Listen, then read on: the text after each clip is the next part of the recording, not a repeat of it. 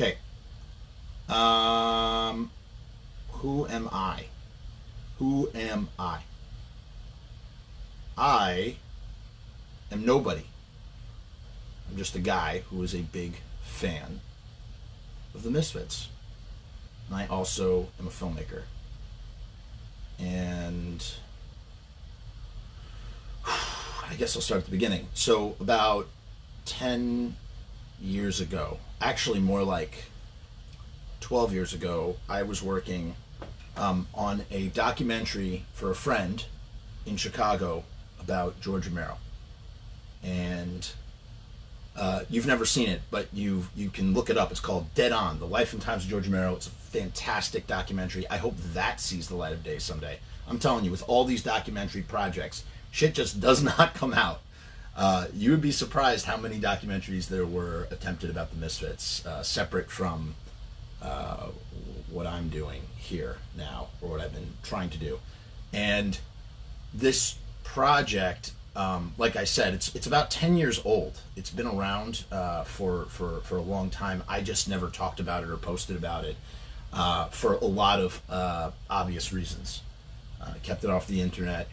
It wasn't until the reunion in 2016 where I was like, holy shit, I got to make a Facebook page for this thing and put it up and, try and, start it up again. So what happened was I was working on this thing in Chicago about George Romero, and I thought it was the coolest project ever because it's like, I'm a huge George Romero fan, and I loved seeing all these different people in George Romero's life talking about George Romero. There is a George Romero interview in there, but it's really, I thought the most interesting part was all these little voices that, you never hear from. And so it inspired me to kind of, it made me think in my head. I was like, man, no one's ever done this about the Misfits. You know what I mean? Like, nobody's made something on the Misfits. And this must have been around 2009. I was like, wow, how cool would it be to go around, track down some of these guys, interview them, and put this thing together and as a love letter, to the band. And so that's what I started doing. And my first interview was with Mr. Jim, the drummer on the Static Age album. I'm just warning you, this is going to get really fucking nerdy. Like, so disgustingly nerdy, it's ridiculous. Like, we're going to get fucking nerdy. Because you know what the thing is? I've been saying this for years. Misfits fans are the Star Wars nerds of the music world. You know what I'm saying? And yeah. So I interviewed Mr. Jim, and that started this long quest, that on and off quest for the last decade to make this project. And the reason why I'm doing this live stream right now is because I thought, being like hunkered down here and, not really being able to go out and sort of like having all this extra time that I didn't really have before, it's time to really refocus efforts on making this thing or bringing this thing to life. And so where was I in my story? So I started interviewing a lot of people that were close to the band. Some were named, some are not. And it was amazing. Like, I just was learning so much stuff about this band that I loved. And here's the thing, everybody discovers the Misfits a different way. For me, I was 15 years old. I found this band. I found out about this band. I had known the Skull, and I didn't have vinyl. I had CDs, and so I'm looking at all the artwork on these CDs. I'm like, going to Misfit Central. I learned about Misfit Central, and I'm just like, I started developing my own mythology about who these guys were. You know what I mean? I had it in my head. I listened to the lyrics of Halloween 2. I was like, oh, they're all werewolves, and every time they got a new member, they turn them into a werewolf. All this adolescent, capture my imagination sort of shit. And so yeah, it just developed my love for the band the same way everybody develops their love for a band. And I just wanted to know as much about them as I possibly could. And, I want to say this about this project, and this is super important. And don't worry, we're going to get to the cool shit later. I promise. This is just a big introduction slash experiment. Like I said, we're all hunkered away, and so I thought, what a great time to go on Facebook Live and talk about this and introduce who I am, which is nobody. I really am just nobody. I'm just a dude trying to make a friggin' movie for a long, long time that I get frustrated with, and I put it down, and then I pick it back up again. Oh, what's up, man?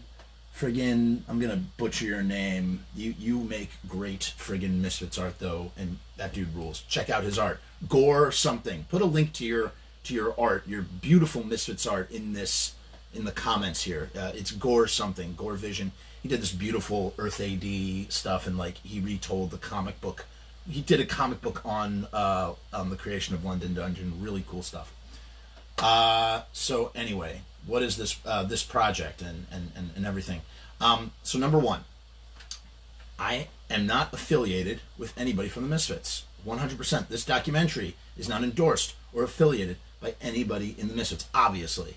It is not a negative documentary. It is this is what I've been saying forever and forever and forever. This is a positive fan appreciation piece about a band that we all fucking love. You know what I'm saying? And and then the next question I'm always asked is, as I said, I'm not affiliated, but have I interviewed Jerry, Doyle, or Danzig? No. And for obvious reasons, I probably never will, although I would love to. I don't think that is ever going to go down, and I think that ultimately, if I ever want to see this thing made, I'm never going to be able to get those guys. And that's just the reality of the situation. And more realities started to, develop as I came to that realization. Because, I legitimately thought years ago that if I keep getting these interviews and I build up a sizzle reel, I would be able to attract more and more people from the inner circle. And I got to some, but many I could not. And so Jerry, Glenn, and Doyle are not involved in this thing in any way, shape, or form. And this is an unauthorized project. Just want to put that out there again. The next thing. What was the next thing? So I was just going around getting these interviews, and then what happened was I hit a brick wall, where I could not get any more interviews. And it's not that I couldn't get them, it was just getting harder and harder. I was jumping through loops. I talked to some really fucking cool people, who I'm not going to name, who I just got so close to soliciting interviews from them. And it ultimately, I got the line of questions. Who's involved with this? Does Danzig know about it? Blah, blah, blah, blah. And every time I just was like, sorry, I'm not interested, or I don't want to be a part of this, and blah, blah, blah. And I know that other people who have been in, on a similar path in this realm have had similar success as I have, or lack of thereof. And I got very frustrated, and this is the hard thing. This is the thing that sucks about making art for those artists out there. I got very tired of pushing and putting 100,000% into this passion of mine, this band, and wanting to tell the story of this band in this very interesting way. And the name They Came From Lodi is done for many reasons, obviously. But I just, it came from, obviously, 1950s horror movies, something that the Misfits love deeply. And it's just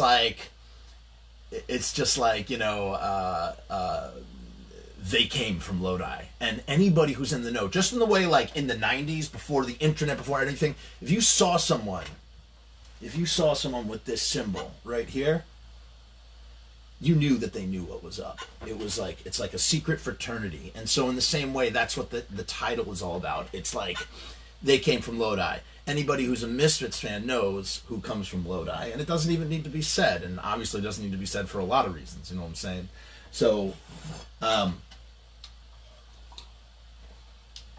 but what happened was, I started to get really, really tired, really, really frustrated, and got to a point where I was like, I can't do this anymore, or it's getting harder and harder to do this. And right around that time, another distraction came along.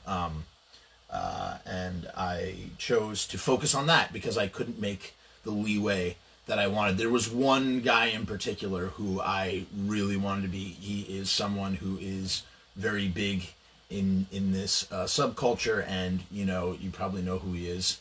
And I sent him an email, and I forgot what the response was. It was very nice, but I sent him an email, and it just was like, that just deflated me. I was like, what? I mean, what's the point, man? And I just hit brick walls. I was like, all right. So I walked away, and that's what you do sometimes.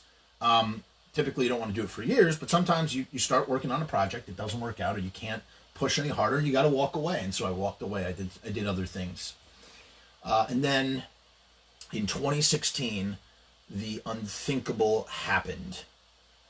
And you all know what that unthinkable thing is. Hell froze over. I've written about this, I've talked about it, I've screamed it from the rooftops. I'm going to tell you here right now. In my opinion, there is no greater reunion that has ever taken place in the history of all of rock and roll. There's no, the fact that this feud, and that's another thing worth mentioning. This project is only dealing with 1977 to 1983 and the phenomena of the Misfits. I am not interested in. There's going to be no discussion of Michael Graves or no disrespect against Michael. He's in this documentary, as a matter of fact. No disrespect against Michael. I like those two albums, but this is not about that time. The story gets too convoluted, it gets too confusing, and it's not about that, man. That was a different thing. This is about the Misfits, man. The original band from 1977 to 1983, and that's it. And so the unthinkable happened. This feud, this deep, huge fissure in the ground that could never be mended, somehow got mended. These fucking guys came together. You know what I'm saying? Like they reunited, and we were all blown the fuck away. And I was like, and this was right around the time that Manny Martinez, the original drummer, who I had heard whereabouts of him. I had heard that he had a tape. Here's where it gets interesting, folks. I had heard that he had a tape. I heard that there was a tape of material, and apparently it was way more than just a tape, but at the time there was a tape that was practically unlistenable, that was in Manny's possession. Manny had brought it to a member of the band, who I'm not going to name because this is secondhand information, who listened to it and thought it was kind of unlistenable, and so he just sort of had this tape that everybody in the year 2017, it just broke in our little Misfits community that there was this new discovery, this new relic, and nobody knows how crazy this tape is. It is a crazy fucking tape.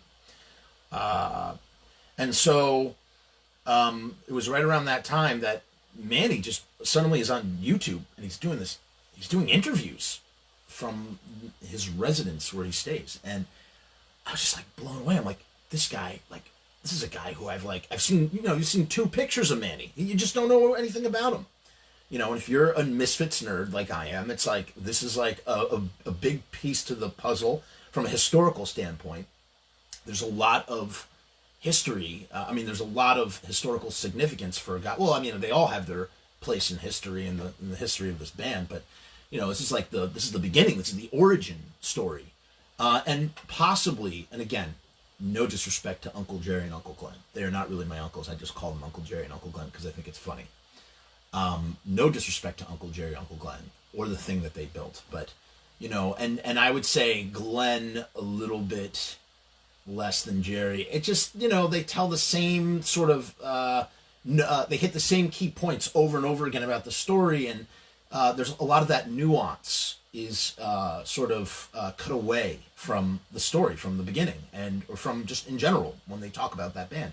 And so it's interesting to hear from the bit players who really have just a footnote in history, because they remember details that Glenn and Jerry didn't even know were there. You know what I mean? And that's what's so interesting. And recently Glenn has gotten a lot cooler about talking about the history, and it's really cool to hear him talk about it. Before he started getting cool about it, there was only one guy in the world, pretty much, who got to hear the full story or most of the story from Glenn in any sort of public record. And once again, for you Misfits nerds and from that community, shout out to my Misfit Central guys in the forum. There's a lot of guys in there. Oh my god, I'm going to try and name some of these handles. There was... Fuck, who is that moderator? Okay, well, everybody knows Ramey Stein. He's not on Facebook. What's up, Ramey? There was Michael Graves, a.k.a. the world-famous Sam Scamacy. Go check out his music. From the ashes of Scamacy comes Sam Scamacy. Sam, when are you going to put out more music, man? I'm waiting. Like, come on. There were Misfits.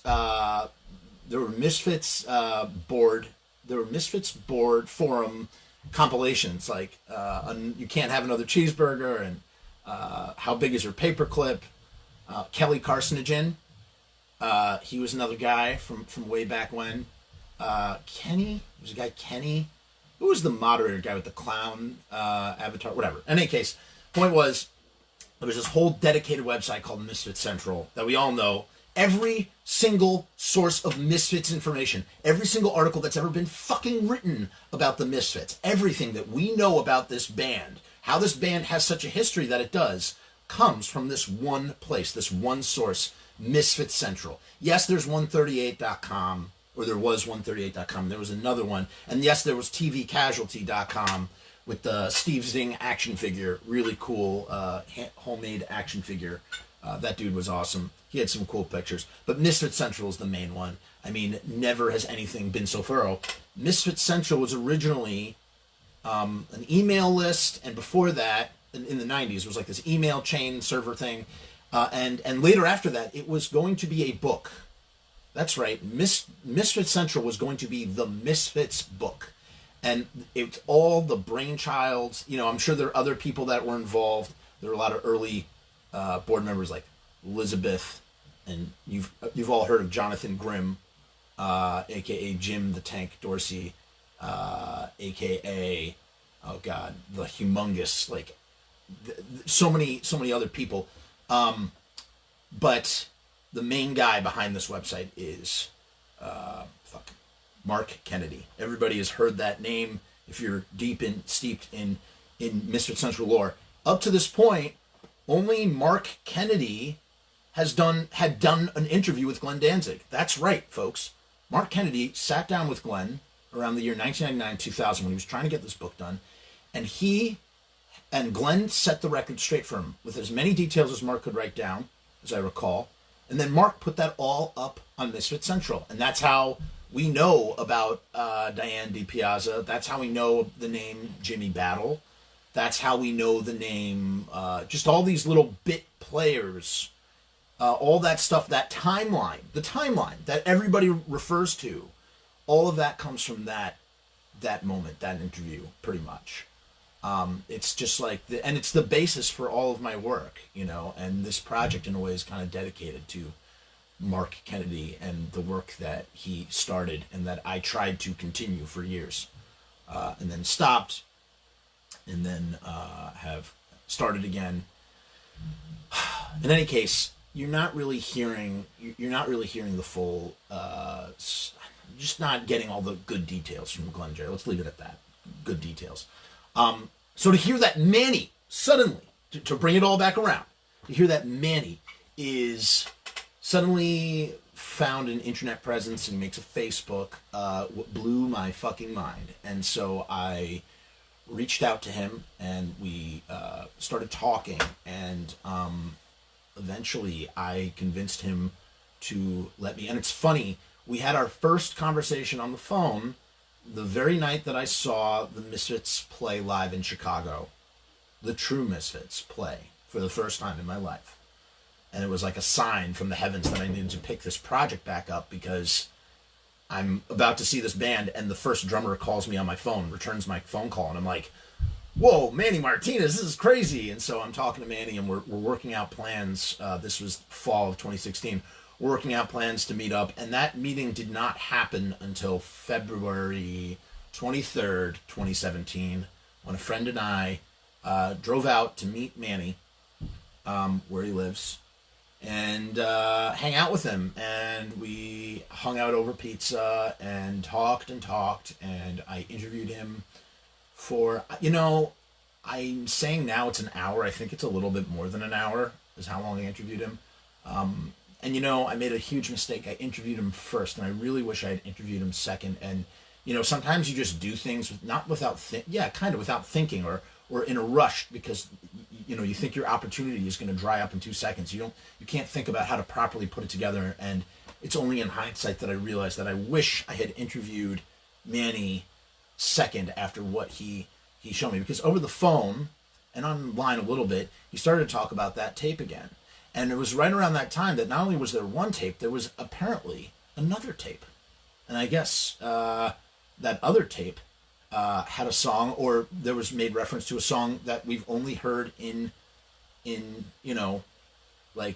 passing, called The Marble Index. And the lyric, something about spraying index, wiping your mind with index for the marble spraying your mind with Windex to what? Wiping your mind with Windex for the marble index. Something like that. I don't know. This blew my mind. And I don't know if that's a Misfit song or if that's a proto-Misfit song from one of Glenn's pre-Misfits projects, like Pony, which you've heard of now, Prostitutes of New York. But see, 9 years ago, I was talking to Rick Riley from The Victims, and he was like, I didn't know. Oh, he mentioned Pony. And then he talked about the scuba suits. They performed in scuba suits and stuff. And so maybe Marble Index is actually from that band. I don't know. Again, everything I'm about to say now, everything I'm about to talk about, everything that I've been talking about is just from either my experience or from what people have told me. Again, I am no fucking expert on this shit. I'm not. I'm just a fucking enthusiastic fan / filmmaker who's trying to turn all these things that I've learned about into something more, into a story. And so we go to meet Manny, we sit, we do this interview, I do an interview, he gives me some great stuff on tape.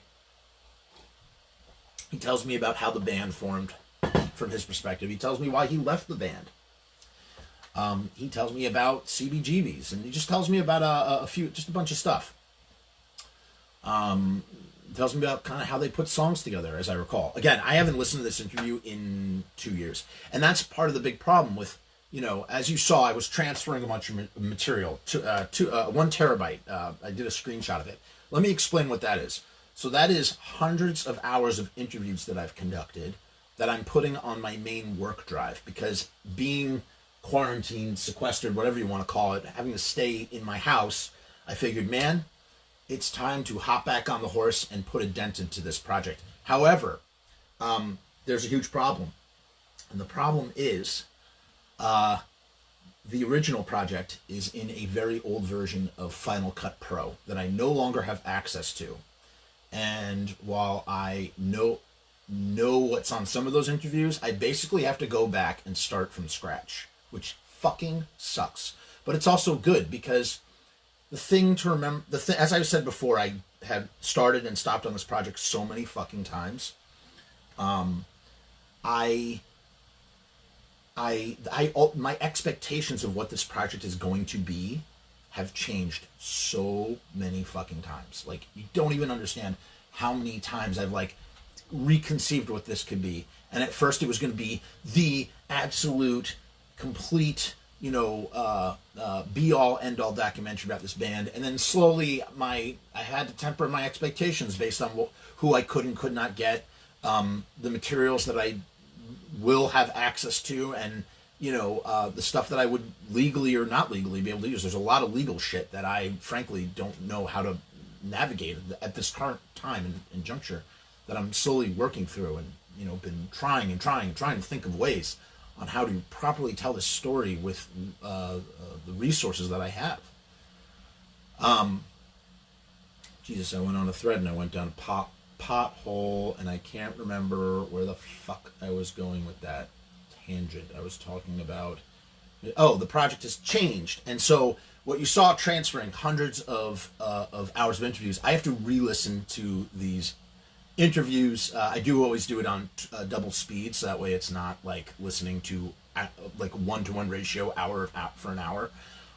So I speed listen to the stuff, and I have to pull selects, and I have to start the project over. But it's good because the idea and vision that I have now is very different from when I started, and it's better to start from the ground up in that way.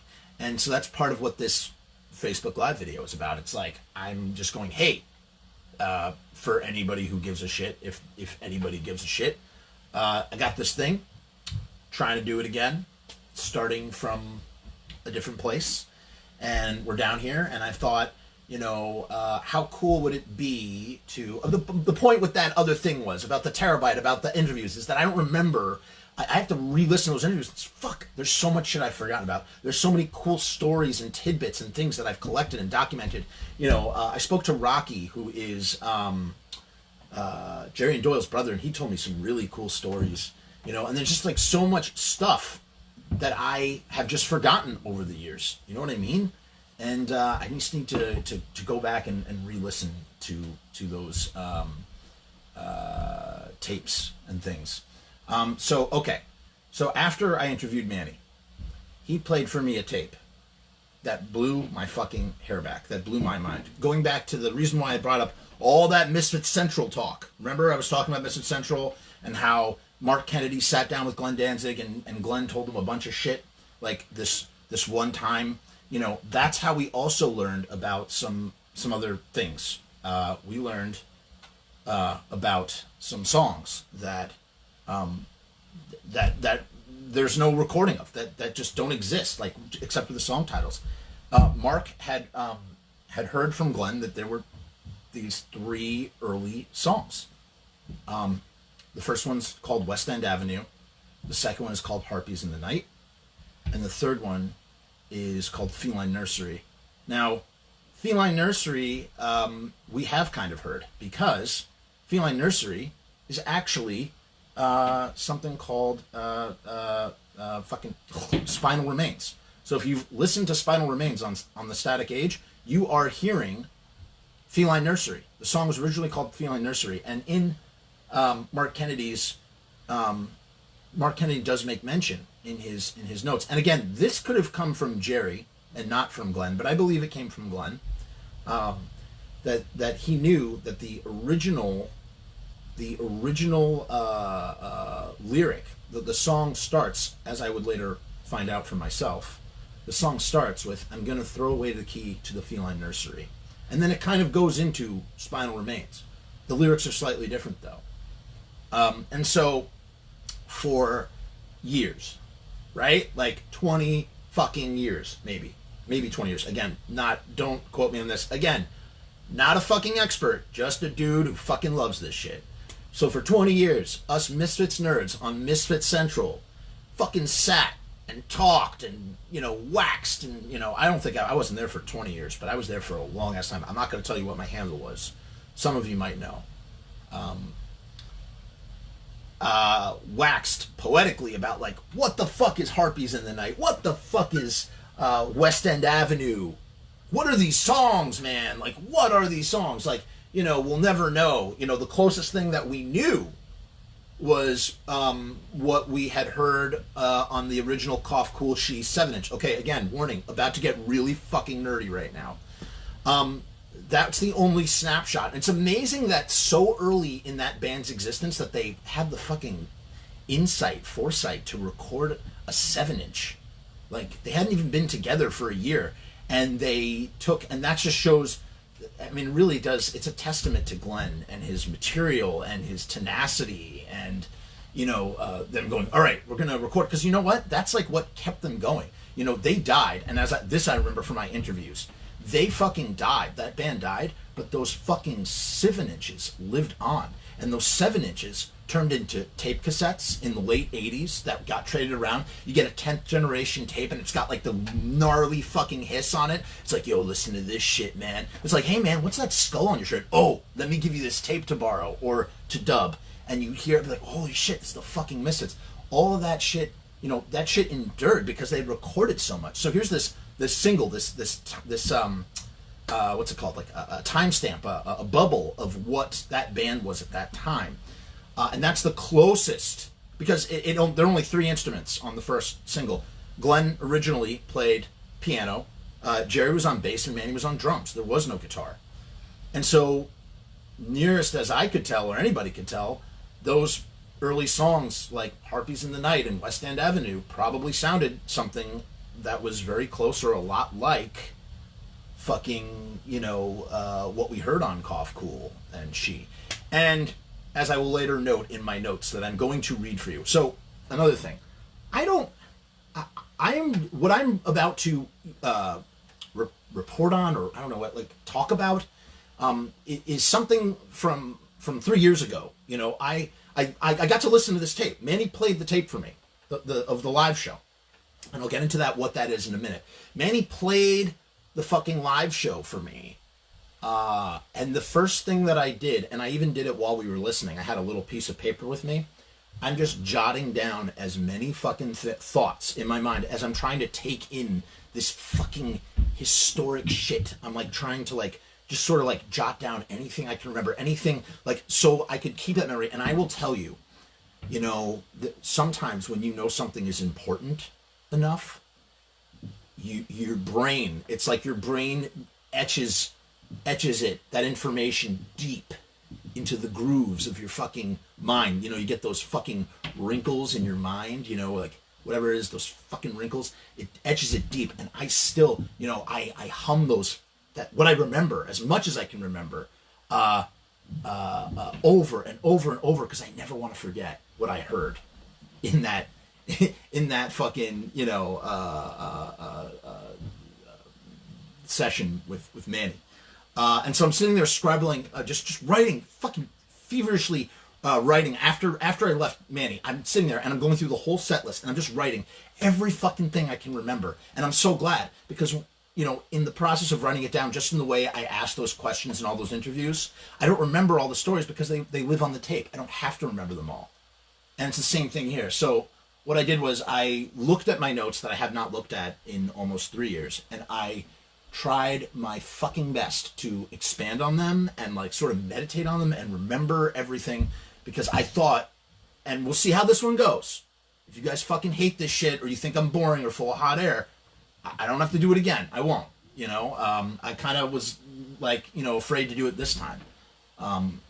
But I was thinking maybe what we could do is, I could check in on here, and from time to time we could, I could go over each note as I have, and I've sort of expanded on it. I want to put it on my blog, Frumess.com/blag. It's a blag, not a blog. It's a blag. Blog. Like blah. I'm putting that in the comments right here. So, getting back to this shit that we were just talking about. I was talking about... this is hard, by the way. It's not easy to just sort of riff on this shit. I'm glad I have some stuff to read from, because it's it's hard to sort of talk about it and keep everything together and track. So sometimes when you hear something so fucking important, you etch it into your fucking mind, and you jot down notes. And so what Manny played for me was a fucking revelation. It was this thing that I couldn't believe that it exists. When they say it's oh, well, $1 million, how do you know $1 million really exists if you've never seen it? It's but you know it exists. It's this exists, but you can't possibly fathom, because if you saw $1 million in real life, you'd be like, holy fuck, that is a lot of money. Even though $1 million is a footnote to $1 billion, you still be like, holy fuck, this is so much money. And it's the same sort of thing. It's like you know it exists, you've heard that it exists, but you don't know if there's any record of it. And to see that it actually exists, it's just it's more than anything you could ever possibly imagine. Especially if it's something that you've been thinking about and anticipating and has captured your imagination for years and years and years. Something you thought you would never get, just in the way that we never thought we were going to get a fucking Misfits reunion, right? So I'm going to start reading from this thing that I sort of brushed up on and wrote, and I'll talk about it. I'll pause from time to time to sort of talk about what I'm writing, or what I wrote, and provide a commentary, kind of like the Torah. There's the Talmud, the Torah is the Bible, and then the Talmud is like a commentary on the Bible, that sort of thing.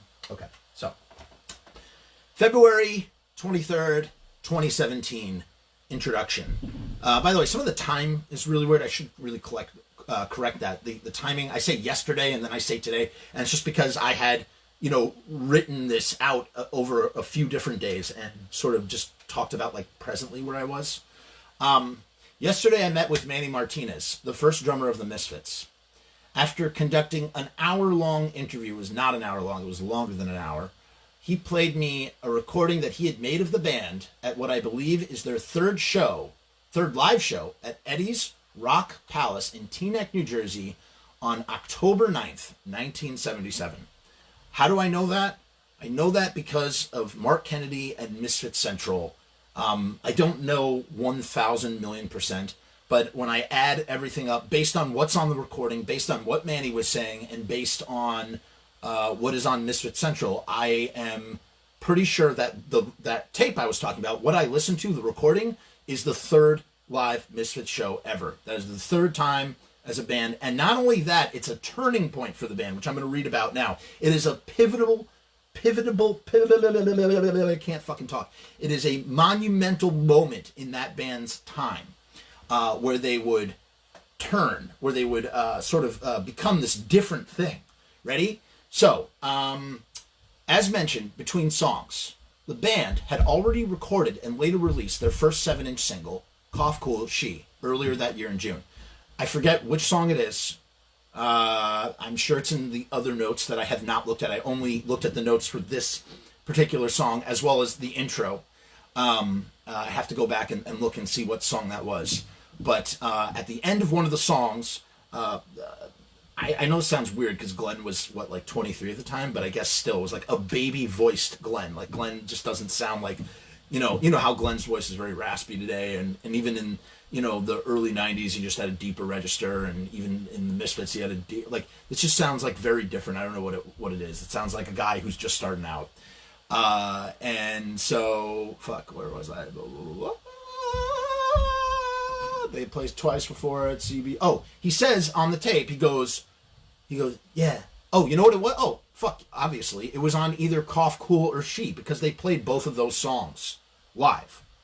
And he goes, that's on our latest single, Cough Cool She. You can pick it up, blah, blah, blah, blah, blah, blah. So they'd already recorded that song, right? Which means that this show had to be after June of 77, assuming that is, in fact, the studio session, and, from Misfit Central, I believe it to be true. I know that on Facebook, there are a lot of Facebook groups, really cool ones, by the way. You should check them out, seek them out. Facebook themed collector groups where people are sort of they're building upon and sort of updating and correcting a lot of the misinformation on Misfit Central, because there's a ton. It's not, there's a lot of misinformation, mostly around record pressing stuff, which also comes from Mark Kennedy, as well as Glenn in the Pusshead interview from 1986, the most epic, probably in-depth, detailed interview Glenn Danzig has ever given in his life. Maybe someday he'll give something more in-depth, but I don't think nothing's ever going to stand out like that 3-hour session. And it's amazing that tape leaked, and it's great. I'm sure that was a great source for Mark Kennedy as well when coming up with his timeline. So if that was in June, that means that and they had already had it out, and they had it at the show. That means that and they could have played more shows in between October 9th and June of 77, but I don't think so, because as I know from all my interviews, the band just played very sporadically. They started to play more and started to tour late in the later years, really when the classic lineup, as I'll later talk about, you have that classic lineup, which is the trifecta, the holy trinity of Glenn, Jerry, and Doyle, and whichever drummer it was at the time. That's like the classic lineup, and those guys toured more. But before that, the band sporadically played. So I truly believe that this could have been their third performance. Anyway, they had played twice before at CBGB's in April and June. The only time that they would play together there as the Misfits. These CBGB dates, two of them, the first show and the second show, were talent showcases.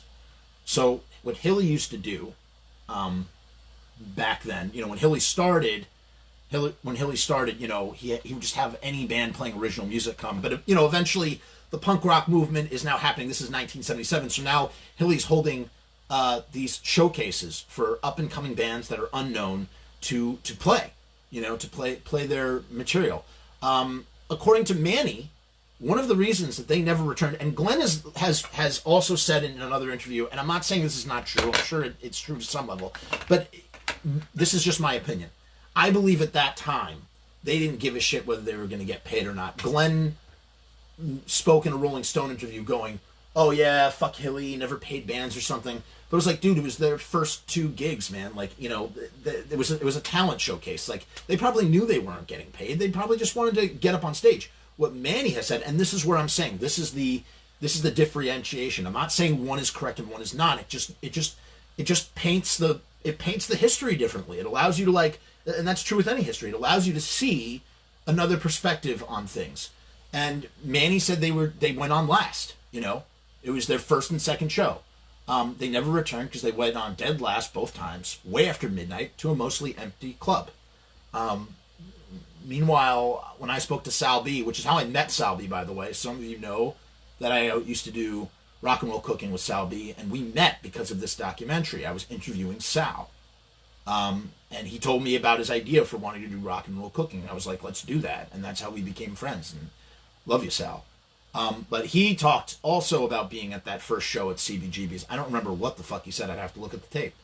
But there were not many people outside of, I guess, their friends. And they were annoyed that they would go and that they went out to New York City. You've got to travel from Lodi to New York. It's not that far. It's like, 25 minutes through the tunnel.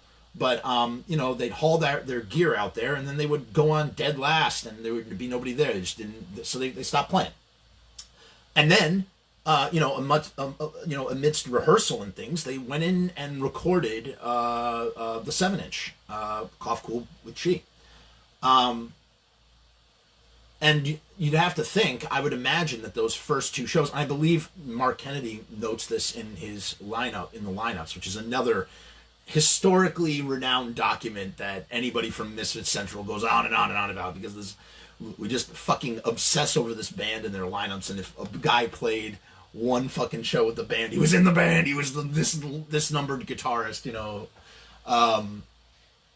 that they must have only played, those 2 CBGB shows were played with piano, bass, and drums, I think. Okay, next. From a historical standpoint, going back to the Eddie's Rock Palace show. It's called Eddie's Rock Palace, I believe it's Eddie's Rock Palace. A venue that I always have heard because I read that thing. Yeah, Eddie's Rock Palace in Teaneck, New Jersey. From a historical standpoint, I believe this fall show at Eddie's Rock Palace in 1977 was particularly important to the evolution of their sound. After listening to the fucking tape, as it seems to line up with Misfit Central's note of being Frank Licata, aka, sorry Frank if I butchered your last name, Frank Licata, aka Franche Coma's first show with the band.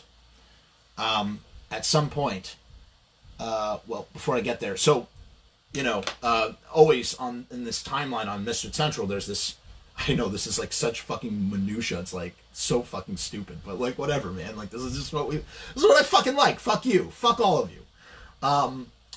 At this point, there was this one show where when Frank first came into the band, very well known that he played only half of the songs on the first, according to Misfit Central. He only played half the songs in the set. He came in. So the first half was piano, the second half was guitar. That always bugged me. I always wondered, why was that? Why did they do that? I mean, I guess maybe it's kind of obvious now, or, it might be obvious to all of you, but to me it was not obvious. At some point, and this is, again, conjecture for me, I don't know this to be true. I've never spoken to Glenn Danzig about this shit. I suppose maybe Jerry would know too. At some point, the band had decided to change direction from a piano-driven art rock to focus instead on laying down a bed of fast Ramones brand 3-chord buzzsawing for melodic, crooning, baritone vocals to weave in and out. And that's really the springboard that this show kind of launches. Because before that, that's what it is, man. It's piano-driven art rock. That's the best way to describe who the Misfits were. You know, when they were recording this Cough Cool She single, they were still very much like counterculture punk. I'm sure they would fit in, you know, they fit in with the Talking Heads, or especially Suicide. Suicide was just a dude singing and playing, you know, keyboards and stuff. You know what I mean? Like, they fit in that paradigm. They're just not in the Ramones punk rock and what they would later evolve to paradigm that we know that band for. That's what that band's signature, you know, reputation is, you know. And then, you know, I had heard from another one of my interviews that a band, this was just a note, again, I don't know if this is fucking true. One guy who I interviewed said that one of their, I always hear so many different fucking influences for who the, you know, Glenn will famously say, I'm supremely influenced by Black Sabbath and Elvis and, you know, doo-wop, and he talks about all sorts of shit that he's influenced. And if you listen to Skeletons, he's influenced by some of those bands too, you know, the bands that are on there. But, you know, Iggy Pop, Lou Reed. But one thing that slips through the cracks is the Doors, man. People like say the Doors, but listening to the music, you really fucking hear the Doors. And sorry, I lost my right. They switched over to, I mean, because that's what it is. The instrumentation of Misfit songs is just fucking, it's wonderful. It's fast, simple, Ramones-esque. It's not exactly the Ramones. It's Ramones-esque 3-chord buzzsawing. And on top of it, the secret weapon, the thing that makes, that we all love, the main instrument, is melodic, crooning, baritone vocals that sort of surf on this, you know, ferocious, aggressive punk rock. Now that voice is still very present. It's the star of the art piano, what did I call it? Piano-driven art rock that they were before that. But a change for whatever reason, whatever was decided. I think that there was I think they must have seen the Ramones, you know, the Damned, you know, all the I mean, this was the 1977 punk explosion, and they did a fucking pivot, you know, somewhere later in the year of punk, which is 1977, where they're gonna change things and add guitar. This is what I said next. This show must have been some sort of test or experimental transition, because Frank comes in halfway through the set to play guitar on a few tracks before the band returns to piano-driven material. To my untrained musical ear, it was hard for me to tell if guitar remained later on in the set after the song's Angel Fucking Last Caress. So this early in the band, they were playing Angel Fucking Last Caress, or they had just added Angel Fucking Last Caress. As a matter of fact, because Frank came on and played guitar, I think that Angel Fucking Last Caress were brand new fucking songs that had just been written at that time. And that there's this set, and some of them are fucking lost except for this recording. There's this set of much older songs that are piano based.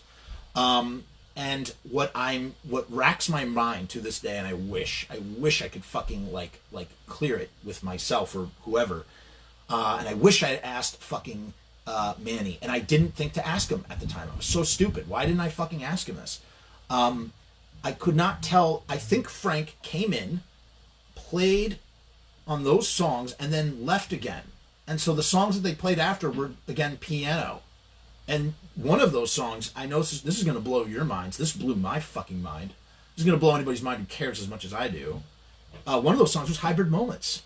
That's right. I'm not positive. Don't fucking quote me on this. But I don't remember hearing any guitar on... And if there was, you know, a great example, like... The guitar on Spinal Remains is very simple. I believe it's like one note. I don't play any instruments, guys. I don't know. Someone correct me if I'm fucking wrong. It's a very simple riff. And the same thing really with Theme for a Jackal. Probably because they were actually piano songs that got converted to guitar songs. I don't know. It's very, very... Do they introduce Frank at all, or do they not? No. No. Hi, Tanner. How are you? No, they do not mention Frank at all. They do not. They didn't mention Frank at all. I don't think no one was introduced. Okay? Which is why it wasn't a big deal, and this is why it was a transitional show, and this is why it was like an experiment, because nobody gets fucking introduced. It's just, and that's why it didn't matter that he came in to play 2 songs. That's why it was like an experimental show, in my opinion, an experimental transition, because, you know, they were like, okay, we're going to try out the new material, or at least this is what I'm thinking. They're going to try out the new material. Hey, Frank, come on up, play the songs that we just went over in practice, and then we're going to go back to what's in our set. There's no importance on anybody in the band to introduce or not introduce, because this band is like fucking like still hot magma, like slowly forming, So he plays piano driven. Hold on. This show must have been some sort of test or experimental transition, because Frank comes halfway through the set to play guitar on a few tracks before the band returns to piano-driven material. To my untrained musical ear, it was hard for me to tell. So like I said, fucking hybrid moments, man. You're fucking playing hybrid moments without a guitar. And the thing is, and I believe that when they did Static Age, they tracked everything live. But I don't know if they tracked Glenn's vocals live.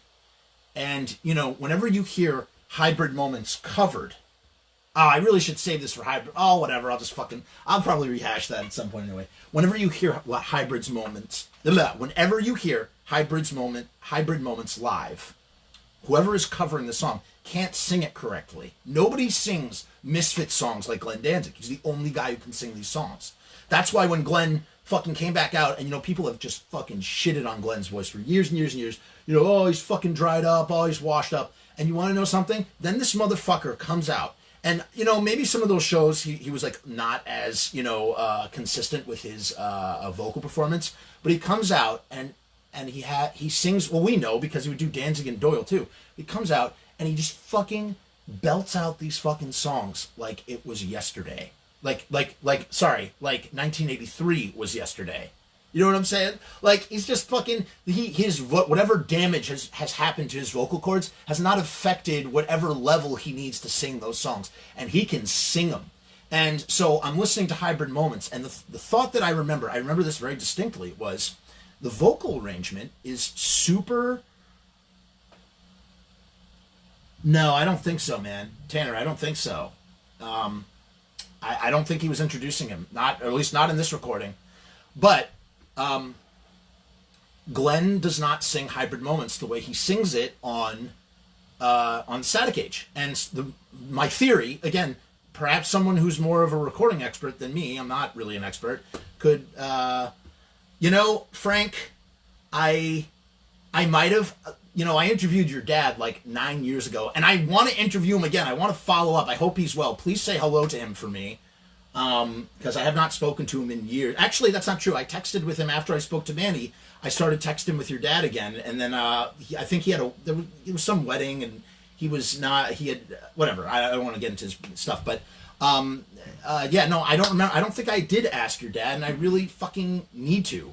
I don't know if he would remember that. Frank Sr. has an amazing memory about the original arrangement of Who Killed Marilyn, where they're going higher in register. The original Who Killed Marilyn goes, "It ain't a mystery, it ain't a mystery, it ain't a mystery," something like that. But hold on, getting back to Hybrid Moments. I'm getting sidetracked. Hybrid Moments. So, yeah, he's totally fucking... I could ask Mr. Jim. Maybe Mr. Jim would remember. One thing I do know about Static Age, I don't remember where I heard this, people, take this with a grain of salt. Glenn did all of his vocals sitting down in a chair. He specifically insisted on sitting down. I don't know why. I don't remember where I heard that, but just that he did them sitting down. I don't think he tracked them live with the band. Maybe he did scratch with the band live, but I think he did his vocals. And so when you hear Static Age on the recording of Static Age, which I would play here, but I don't want to get like in Facebook trouble where I get reported for playing copyright music. Just when you try to sing, anybody, all of us who have tried to sing Hybrid Moments in our fucking car, like, you can't fucking do it, man. It's like you can't get it just right. You lose your breath. You have to like truncate it, because maybe Glenn, when he was doing that, because the song is so demanding, as I would hear in this live show, where he would sing it differently, when he went into the studio, he changed the way. Maybe he changed the way. Or maybe he sung it as he always intended it in his head, where he could, because you could punch in with tape. You can't handle something. You run out of breath when you're singing. I mean, anybody knows this, even if you're not in a fucking recording artist. You run out of breath when you're singing. You could just rewind the tape and then punch in at the precise moment that you need to hit that note in the right register in the right way. And so I wonder if Static Age, for the most part, is recorded in that way. And that's why when people try to do some of those songs, they fucking can't. They can't fucking sing them. Nobody can sing them like Glenn, man. And early on, before they recorded Static Age, him singing Hybrid Moments with his piano, he kind of, his vocal arrangement is slightly different. It's almost as if he's singing it a different way because he knows he could not sing it the way he would intend to sing it on Static Age Live. That was a huge sidetrack from the song that I wanted to talk to you about today, which is West End Avenue. The next piece of writing, I'm just gonna, like I said, I'm going off in these long fucking tangents. This is, by the way, this is going way longer than I intended it to, but I just have so much to say that I can't stop. So I'm just gonna keep going. But I'm gonna save some, because I'd like to do this again, and it would be fun to, do this again. Okay. Plus I'm doing the introduction to this whole thing. I probably won't do the introduction in the future. With Frank in the band, the guitar became the main driving component of the instrumentals.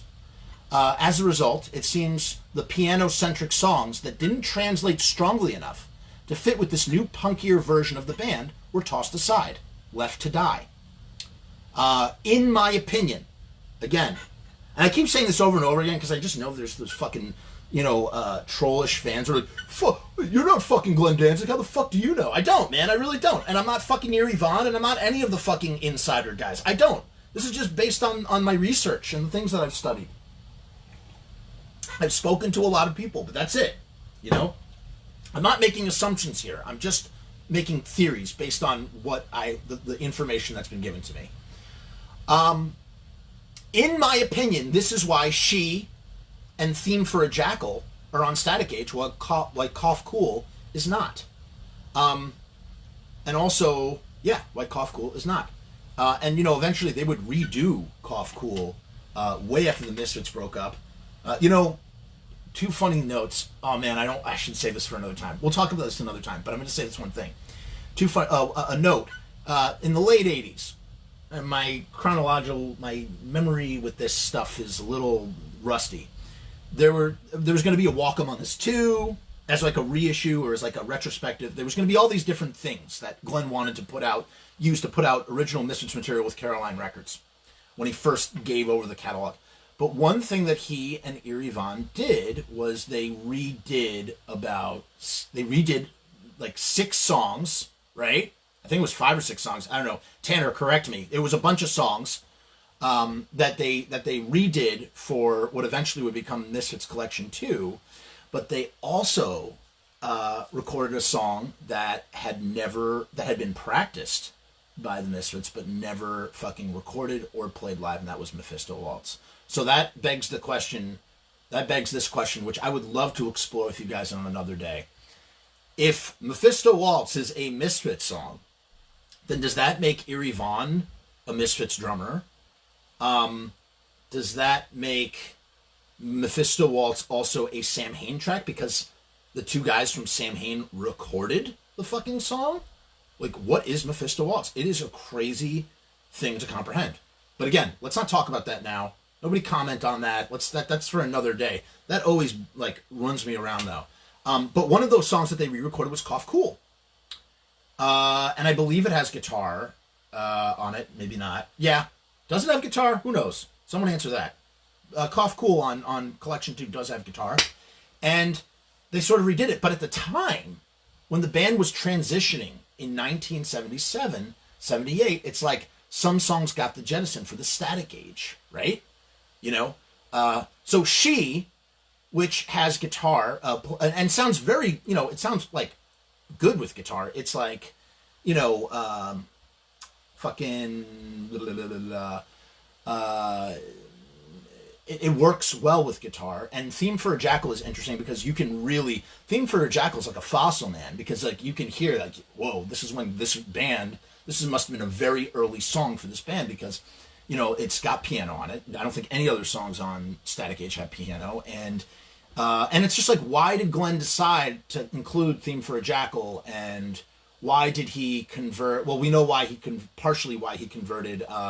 Feline Nursery into Static Age, and that had to do also with partially with a technical accident with the tape, and somebody bumped a console, and something happened with the track, and Glenn in the studio decided to change it from Feline, whatever. I'm getting ahead of myself.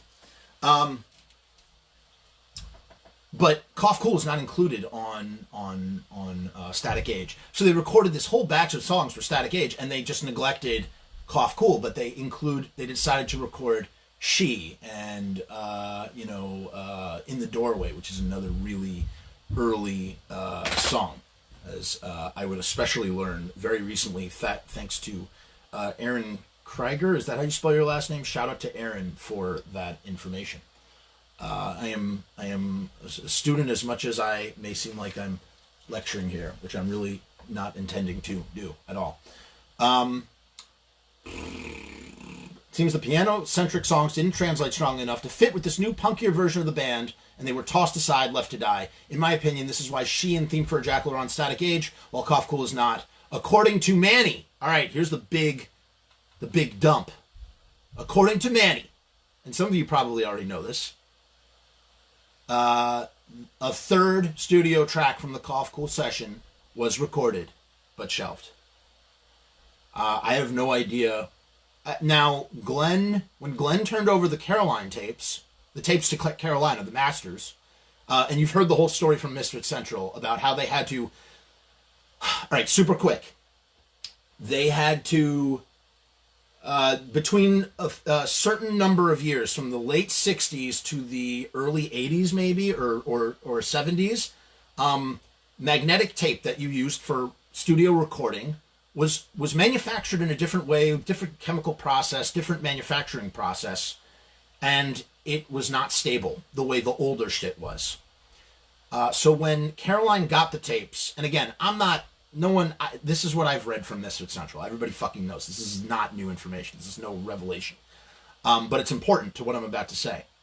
And I know this from Tom Begowitz, aka Tom B., who just put out the book with Umberto, Scream With Me.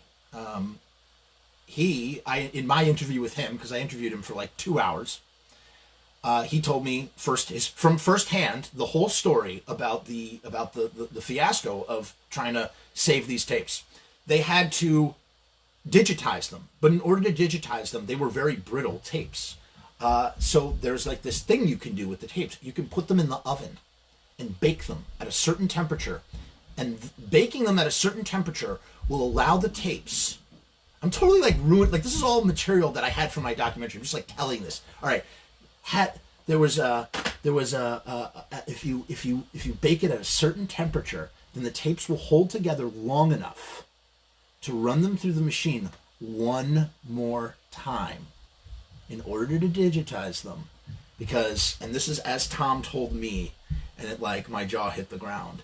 The tapes are running through the fucking machine, getting digitized, and as they pass through the tape heads, they are disintegrating. So the tape head fucking records this shit, right? The tape head records the fucking, whatever, the analog signal, and then disappears. It's vaporizing. They're literally saving these things. And I don't remember, I think Glenn might have lost, or he never gave them the Cough Cool sheet tape, which had has the mystery third song on it, probably. But perhaps the reason why is because when he went to go dig through that tape, I've heard various stories about the state of how Glenn has kept things from time to time. But one thing that I heard, or one thing I believe or is possible or actually lines up with something else, which I'm not going to say on air at all because it's such terrible conjecture and I don't want to say it. But they never got the Cough Cool tape. Tom never got the Cough Cool tape. It went missing, and it went missing for a few different reasons, possibly, maybe, who knows. But one of those reasons could very well be that the tape disintegrated or was in such poor state that Glenn didn't want to share it with Caroline because it was just destroyed and just said it was gone. Who knows? I don't know that. I don't know that for a fact. But the other tapes were in such a poor condition that they had to do this special galvanizing process just to digitize them. And they were destroyed. So the masters to many Misfit sessions, maybe not all of them, but the masters to many of the Misfit sessions do not fucking, maybe like runoff tapes like you make, you finish mixing a section and you do a mix down tape of like rough mixes. Those things might still exist. I know that a lot of like the Inner Circle right after the Static Age songs were done, lots of tapes were circulated. And people I spoke to had the Static Age material on tapes way before any of it came out, except for the stuff that was on the Bullet single. So maybe the third song on the Cough Cool session is no more. Like, it doesn't exist because it was destroyed completely. So there's no record of it. What was used for the box set was Eerie Vaughn's copy of Cough Cool She. They called up Eerie and they were like, and was just like, and they were like, Eerie, they digitized his 7-inch. So the only reason why anybody heard that on the box set besides the 7 inches that were lying around was because Eerie gave them their copy of the 7-inch because they wanted to include it. So there's that. So this song, this third studio track from the Cough Cool session, that was shelved for whatever reason. Trying to rack my brain, and again, I have to listen to the Manny tape, which I have not, the interview tape. But I believe it's very, very possible that the song was shelved because it was either money. It was a money reason. They didn't have enough money to record the. They didn't have enough money to put a third song on the tape. I don't know if that's a cost factor in manufacturing. I don't know what it was. It was something like that. For whatever reason, it was shelved, and it was two because they could have done. I mean, they did 3 songs later. I don't know why that would be an issue, but it was shelved, and I do believe. Do not quote me on this. I believe that song is "Harpies in the Night." I do believe that was recorded in the studio during the Cough Cool sessions. So that's the third song.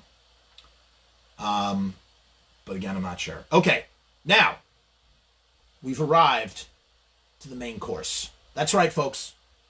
All of this shit was a build-up to analysis of West End Avenue, the song. So we're going to talk about that. I'm just talking about what I remember hearing. That's it. That's all this is. If you thought you were going to hear something fucking cool, no, because I don't have anything fucking cool. If you hate me for it, well, I don't know what to tell you. But I thought this would be fun content for Facebook Live, so sue me. Don't sue me. West End Avenue. Ready? These are my notes. As I wrote them, February 23rd, 2017, 40 years after this song was recorded live. Another thing to explain that I did not explain, why does this tape exist in the first place? Very good question. This tape only exists because of Manny. Manny, you have Manny to thank for this tape's existence. Why? Because Manny, football players have this practice, right? They like to record their games to see, and then watch them back to see how they're performing. And Manny had that exact, I don't know if Manny played football, but Jerry played football. And Manny had the exact same approach. He recorded a lot of their rehearsals. He recorded early live shows, and stuff like that because he wanted to play back and hear his performance and hear, how he was doing so that he could improve on his craft. Many people have decided that the Misfits were like a jazz trio, like because of Cough Cool She, which is just utter horseshit. Like I said, it is. It's definitely like art rock, piano art rock, and it is a little jazzy. If you think about it, those are three jazz instruments traditionally: piano, bass, and drums. So from that standpoint, maybe. But Manny's drum playing is not jazzy. People just say that. They say that in the same way that they say, oh, the more metal-tinged Samhain. And, man, I don't know about any of you motherfuckers, but as a fucking diehard lover of Samhain and a fan of death rock and goth music, Samhain is not fucking metal. There's no metal in Samhain. Samhain is death rock by the way of hardcore. You know what I'm saying? They're one of the most unique bands to ever exist. And the fact that they played shows with hardcore bands when they were secretly this death rock goth band, they blow my mind. People love to say that. The metal tinge, like general fair weather music journalists go, they went transition from the horror punk Misfits to the more metal tinged Samhain before going full on hard rock metal Danzig. Bullshit. And it's the same thing with Manny's drumming style. Again, as a non-drummer, as a non-musician, it did not sound jazzy to me at all, man. It sounded like, his style is very different from Mr. Jim's. More meat and potatoes than Mr. Jim's, but not meat and potatoes like Joey Image. Joey Image is he's just a fucking bam bam, just like, while Mr. Jim is like riding that fucking hi-hat, and then doing all those little drum fills in between, like, you blink an eye and Mr. Jim has done a drum fill. No offense to all the Misfits drummers out there. I think Mr. Jim is by far my favorite. I love them all for different reasons. And, Googie is just, standard, like 4/4, same beat. But as Bevan Davies, who played with Glenn on Circle of Snakes, he did an interview with me, Misfits fan, mentioned something that's very appropriate and something that I think sort of hurts Dave Lombardo. Dave Lombardo's a great drummer. I'm not saying he's not. But I think that he plays the songs too straight, man. He does. Like for these reunions, he's playing them so succinct, and that was the beauty of Googie. Googie was playing them like, he kind of played them really sloppy. He played them to feel, to ear, and it gave the songs a more organic feel live and in the studio. And they just don't, and nobody can replicate that. Nobody tries to replicate that when they play Misfit songs. That's the other thing that sounds off about Misfit songs, truly. Okay, so anyway, Manny's drumming, right? So he's not a fucking jazz drummer. I don't know where this jazz drumming thing came from. Just from listening to Cough Cool and Cheese so much. I guess maybe on the recording it's a little a teeny bit jazzy on those two songs. But not, and the songs were also played live at this show, and they're just slower. They're almost note for note. The way that they're played live, they're played on the record, almost note for note, except I would say the speed is slightly slower. Still fucking fascinating to listen to, though. All right, West End Avenue. So, small preface. In 2011, Jonathan Grimm, the legendary Misfits collector. So everything that Mark Kennedy and Jonathan Grimm found out and put on, Jonathan Grimm helped Mark Kennedy put his collection on, gave Mark access to his huge collection of Misfit stuff that Jonathan Grimm just went out and fucking got himself, aka Jim Dorsey, aka Tank. He acquired, and his story is fascinating too. But a side note, and all their research for records and stuff came from those two guys sitting in the room in DC or Virginia or wherever they're from originally, and just sort of like looking over that stuff. But when I interviewed Jim, Jonathan Grimm as a music collector, as the ultimate fiend collector who had the most complete Misfits collection ever known to man. Before anybody, I mean, he had test pressings and he sold his collection for a very lucrative sum, large sum, chunk of change. He regaled me with something that blew my fucking mind, and this was back in 2011. He started sort of singing West End Avenue. And when he was hanging out at Jerry's one day, because he just hang out at Jerry's, they were making pancakes in Jerry's kitchen. And Jerry starts humming something to Tank. I don't know what to call you, Tank. Jonathan Grimm. We're going to call him Jonathan Grimm because that's who he was at the time. He sort of retired that moniker ever since. And you know, you've heard him sing on rehearsals for the 95 Misfits. He tried out and would fill in when they would rehearse the songs in the basement at Pro Edge. And he eventually became the tour manager, right-hand man. He was there for a lot of that 90s stuff, man. He saw it all. And he said I think he asked, I have to look on the tape. I have to look at the goddamn tape again. But he asks Jerry what that is, or Jerry tells him that that's West End Avenue. And at the time, what he did, this, and I remember this. Talk about like important things being etched into your fucking memory. For years and years and years, I thought I had heard West End Avenue, and this is all that I knew. This is all that anybody fucking knew from the song. It was based on what Jim was mimicking, and now I'm just like, this is a copy of a copy of a copy. Jim was mimicking what Jerry was doing in his kitchen. He put up his hands like this, and he just goes, and this is Jim's version. Jim butchered what must have originally been, because he's remembering something from 20 years ago, to me, just off his memory, because, and he goes, West End Avenue, West End Avenue.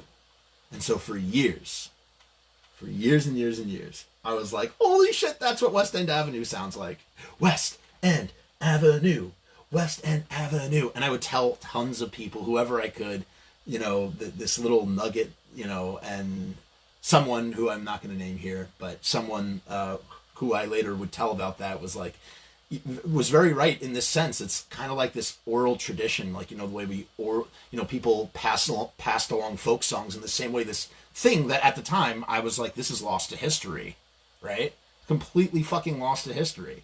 And here it is now, and he's going, West End Avenue, West End Avenue. And I'm going, fuck, man. And I would just do that over and over and over to myself. And I asked everybody.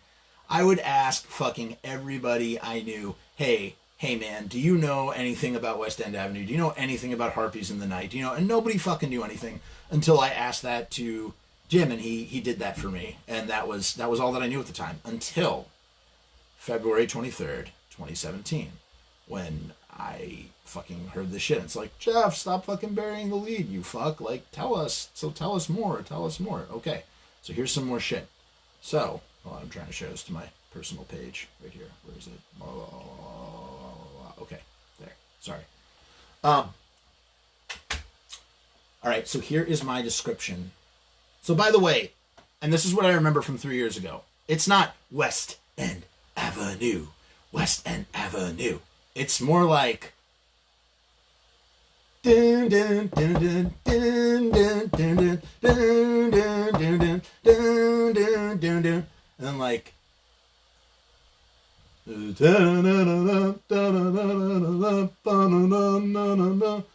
then the chorus is actually more like, it's more like West End Avenue, West End Avenue, West End riff. It's like dun dun dun dun dun dun dun dun. No, like it goes from dun dun dun dun to like dun dun. Oh god, it's like I can hear it so well in my head and I can't like say it. It's like dun dun dun dun dun dun dun dun dun dun dun, whatever, and then it goes back, and then the bass is like just very simple. The bass and the rhythm section, the bass and the drums are just like, it's just like ding ding ding ding ding ding ding ding ding, something like that, like ding ding ding ding ding ding ding, or whatever. And then the drums, and so then the thing of the drums is, all right, I'm just gonna read the fucking thing. What am I fucking doing the thing for? Okay, West End Avenue feels like the beginning point for this band that still doesn't quite know what it is yet. Starting out, and then in quotes, after rehearsals, jams, and generally messing around. Because pre-1977, in 1976, and this is where everybody in Misfits nerdom starts going, they start going like, they're like, oh, Diane's the original bassist. No, Jerry's the original bassist. But it's like, you know, before Jerry, Manny, and Glenn formed as the Misfits, as this band, there were a bunch of revolving players, including Mr. Jim. Mr. Jim was one of them. He'd like come in and jam. There was this guy that we've all fucking, you know, heard about and tried to track down and yada, yada, yada. This guy, Jimmy Battle. I did email with Jimmy Battle, finally. But I've never spoken to him. What else? There's Jimmy Battle. There's Diane. Diane is thanked on the back of Cough Cool. She was a friend of the band. I did speak to Diane via email, and she wrote something really fucking cool, and I really hope, I don't want to say it here, I hope to read it on camera and use it in my documentary, because it's really fucking cool, and it's honest, and it's so amazing to hear from her and what she has to say. So you had Diane, and you just had these different people that were revolving in the band, and there was probably some guitar playing, but the band wasn't a band. It was no fucking band. There was no band until Glenn, Jerry, and Manny got together and fucking made a band. And in law, you know, you read the lawsuit stuff, and Glenn has, you know, made proclamations like he was using the name The Misfits as early as October of 1976. And he might have. Yes, Tanner, that's how I started messaging with him. And I think I got his email. And he just took like months and months to respond. That's how I found out about, and he put that on there, that he was like founding member of the Misfits. It's really funny. But, you know, and Jimmy Battle, I had always heard that Jimmy Battle was from absolutely nothing that I knew about him, but I'd heard that he was a black guy. And so to see this guy on Facebook, Jimmy Battle, happened to be black, I was like, and saying he was the founder of Misfits, I was like, holy shit, that's fucking Jimmy Battle. Like, that's crazy. It's crazy how that lined up. There's another early figure in Misfits, in Misfitsdom, that I have, for 10 years, I tried to track down this fucking guy, because I wanted to hear what he had to say. He's known by many names, and I'd always drop his name to try and, you know, to people that were like, around back that time to jog their memory, and everybody fucking remembered him. Everybody remembered his name, and he's thanked on the back of Cough Cool She LP. And I don't know if he's dead or alive, but I've always tried to fucking find this guy because he could probably tell me so much good shit. And so, okay, back to the thing. As I said, West End Avenue feels like the beginning point for this band that still doesn't quite know what it is yet. Starting out after rehearsal, that's where I went off on this tangent. We were talking about the rehearsals, jams, and general messing around. There was no guitar. It was just piano, backed by a rhythm section, and West End Avenue's songwriting leans heavily on it. And that's what West End Avenue is, a piano song band. Like, maybe he wrote it on a guitar. I don't think so. I don't think he wrote any of these songs on the guitar. As a matter of fact, and maybe I saw Joe Stoker on here, and Tanner, I know you're close with Bobby. I haven't spoken to Bobby in years, but I interviewed Bobby 5 times and hung out with Bobby a whole bunch. I don't even know if he remembers me, probably in passing. Probably not by name, because, you know, Bobby can be like that. Although at the same time, Bobby's mind, sometimes it's like an iron trap. That guy fucking knows so much shit. But I believe that Bobby might have made mention, because Bobby told me about, you know, just being in Glenn's room, as I'm sure he tells everybody, you know, when you ask him 1,000 questions about Glenn's basement and Glenn's room at 49 MacArthur, and holy shit, I probably shouldn't, well, people know, it's general information. And he mentions that in Glenn's room was the Fender Rhodes piano, and connected to the Fender Rhodes piano, this is what Bobby told me, is a loud like a loud shoehorn speaker, kind of like what you would find at a baseball field, like for like announcing the games. And sorry, there was the Fender Rhodes piano. Next to it was a sort of like a childish looking like Casio, like play school sort of like record player, and connected to it was this loudspeaker thing, from a baseball field that Glenn had probably ripped off, stolen, stuck on there to make his record sound faster, louder. And the thing that Bobby said was, so Glenn had this piano in his room. That's probably where like he came up with a lot of songs, man. And he would write songs for days. He had tons and tons of fucking songs, man. And when Bobby would pick him up for practice, he said, and this is Bobby's memory, I've never heard anybody else say this, so I don't know, who knows.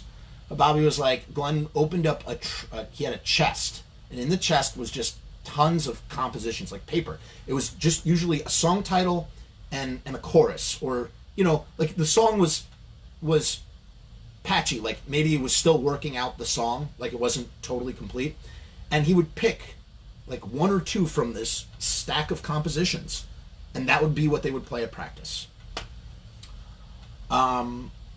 Somebody else told me that their memory was jogged, and they told me that there was a song called Horror Movies that they used to practice in '79. I've never heard anybody ever tell me about this song. I've never heard anything else. It's just what this guy know, and this guy would fucking know. This guy is an insider. Again, I don't want to just trying to be political here, but I think it was called Horror Movies or Horror Movie or Horror Show or something, and that was a song they used to do. They used to do a lot of songs, a lot of covers, more covers before the Misfits. In any case, so it's just a piano. It's piano backed by a rhythm section, and West End Avenue songwriting leans heavily on it, and that Glenn composed these songs on piano. All those early songs, a lot of the songs that I heard at this third show are fucking piano songs, man.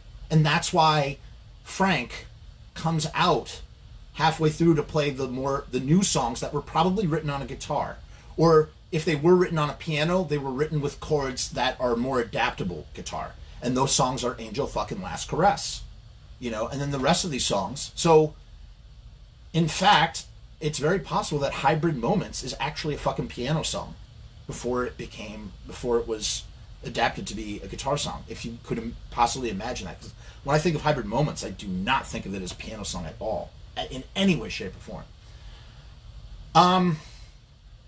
And here's where I say, although I don't know and forgot to ask Manny when I interviewed him earlier today, so this part I wrote the day that I guess I must have written this hours after being with him, because again, I've just been writing for a few days.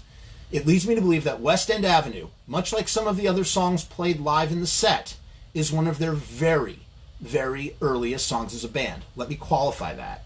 What does that mean to me, at least? It means that...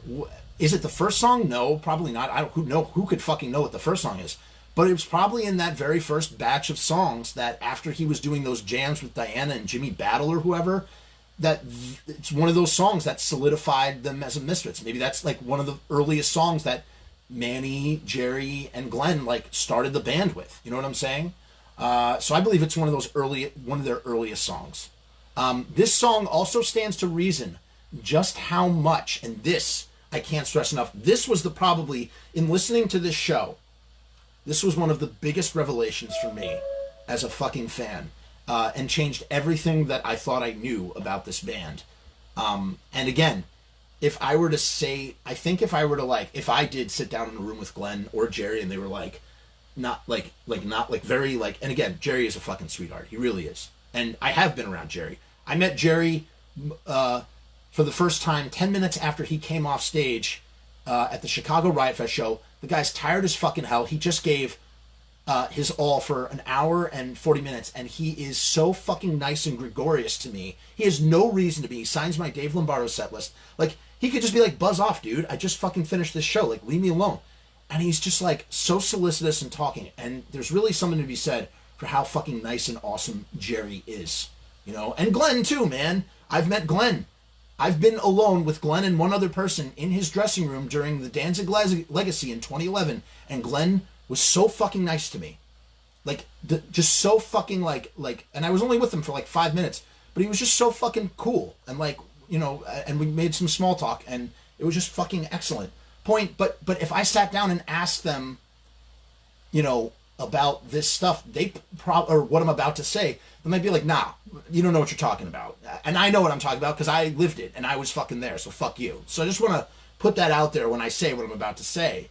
You know, when everybody lists, you know, what are Glenn's influences musically? We always go to Elvis. We always talk about Black Sabbath. We talk about the Ramones. There's so many bands and things. Glenn loves to reference the Velvet Underground now. He always references. He's like, yeah, Velvet Underground. Like, that's what like all this stuff. And Jerry, on the flip side, loves talking about David Bowie, because he used to see Bowie, and he said Bowie was the inspiration. And I think Alice Cooper is mentioned a bunch, but nobody really talks about the Doors.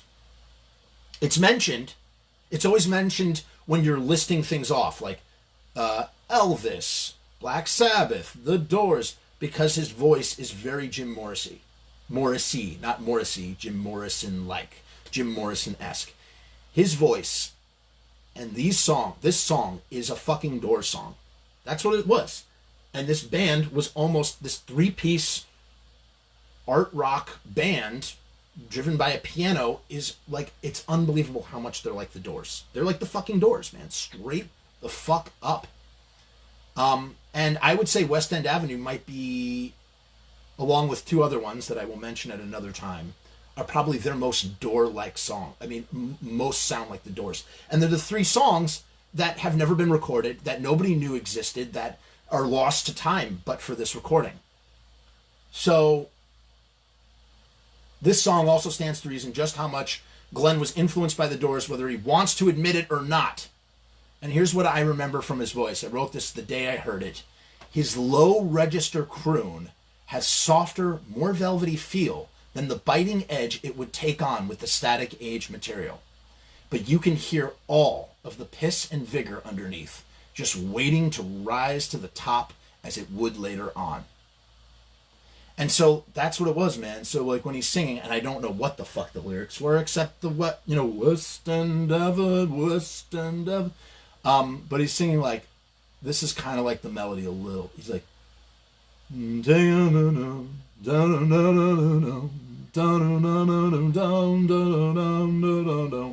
just remember that.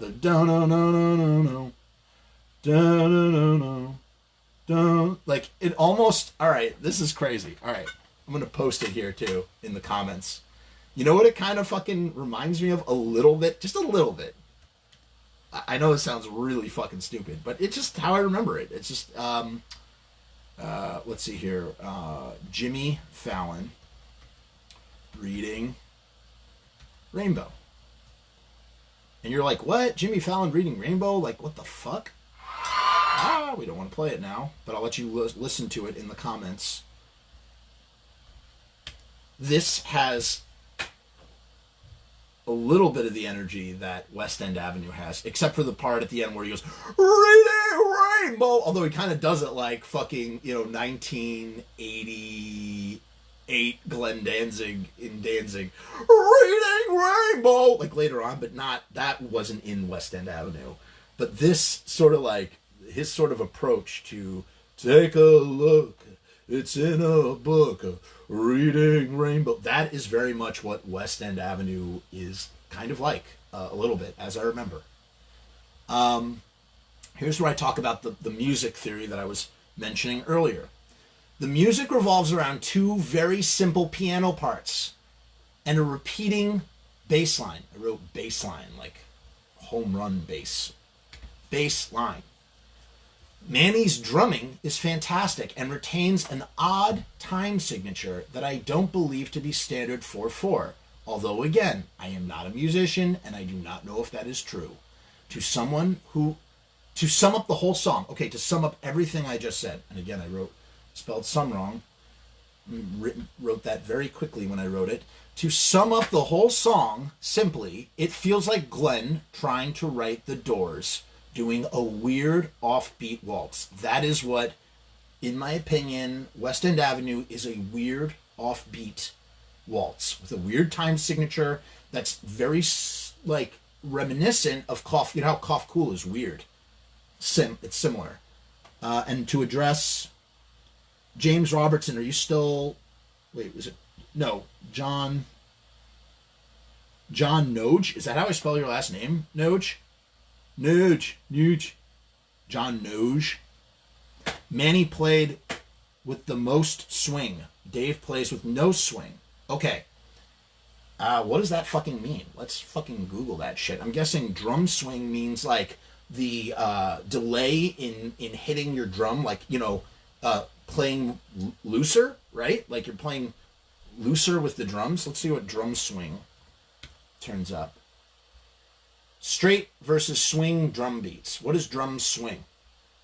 Swing, sometimes groove or shuffle, is the addition of tiny delays to every other hit of the beat. It is used to mimic the natural sound of a real human drummer.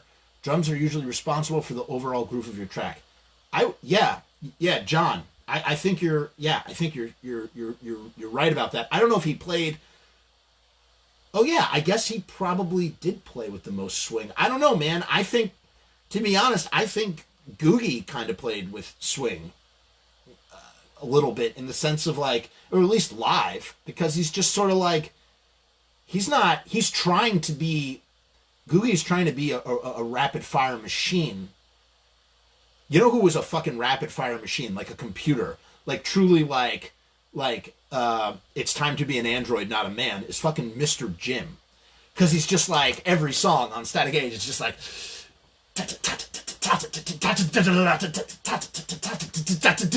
like you just fill after fill after fill. If you're ever trying to, like, you know, drum, like I'm not a drummer again, but like, you know, that, like, just into you know, maybe he means more of a groove. I don't know, man. I don't know. James, again, a non-musician trying to speak in musical language, man. Not my thing. But yeah, I guess the tiny delays, like, I would say that Manny definitely had that. And he has it way more than Dave Lombardo, who is, Dave Lombardo is like machine drumming, you know? And he just plays the songs way too straight for my taste. Robo is like a very, it's used to mimic the sound of a real human drummer. Robo, which is funny because his nickname is Robo, is a real human drummer in my opinion. His drumming is very human. It's very organic. I think that Manny's drumming is organic. I think that Joey Image is just aka Joey Pills, aka Joey Poole, is just a fucking power hitter, man. He just fucking hits powerfully, you know? Okay, moving on. Because this is going way too, oh my God, it's been 2 hours. How the hell did that happen? All right. So like I said, West End Avenue, it's a weird offbeat waltz, man. That's what it is. In my opinion, that's what it is, you know? And then here's the questions, everybody. I'd love, be cool to get a discussion going. I don't know if we can. We'll try. The coffee is probably super cold. It is cold, but still a little lukewarm. Anyway. Here's the next part. These are my thoughts. These are some thoughts based on a question I had in my mind. Glenn knew how to play guitar at this time. But, you know, I believe Glenn started off with piano. I think piano was actually Glenn's first instrument before guitar. Don't quote me on that, but I think it was. But Glenn did know how to play guitar, and we do know that Glenn pretty much can play any fucking instrument. He plays everything. I bet not. But, you know, he does play everything. And,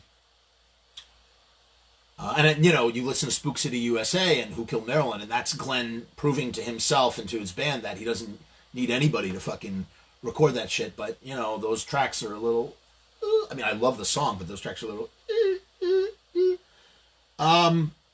I do not want to butcher your name.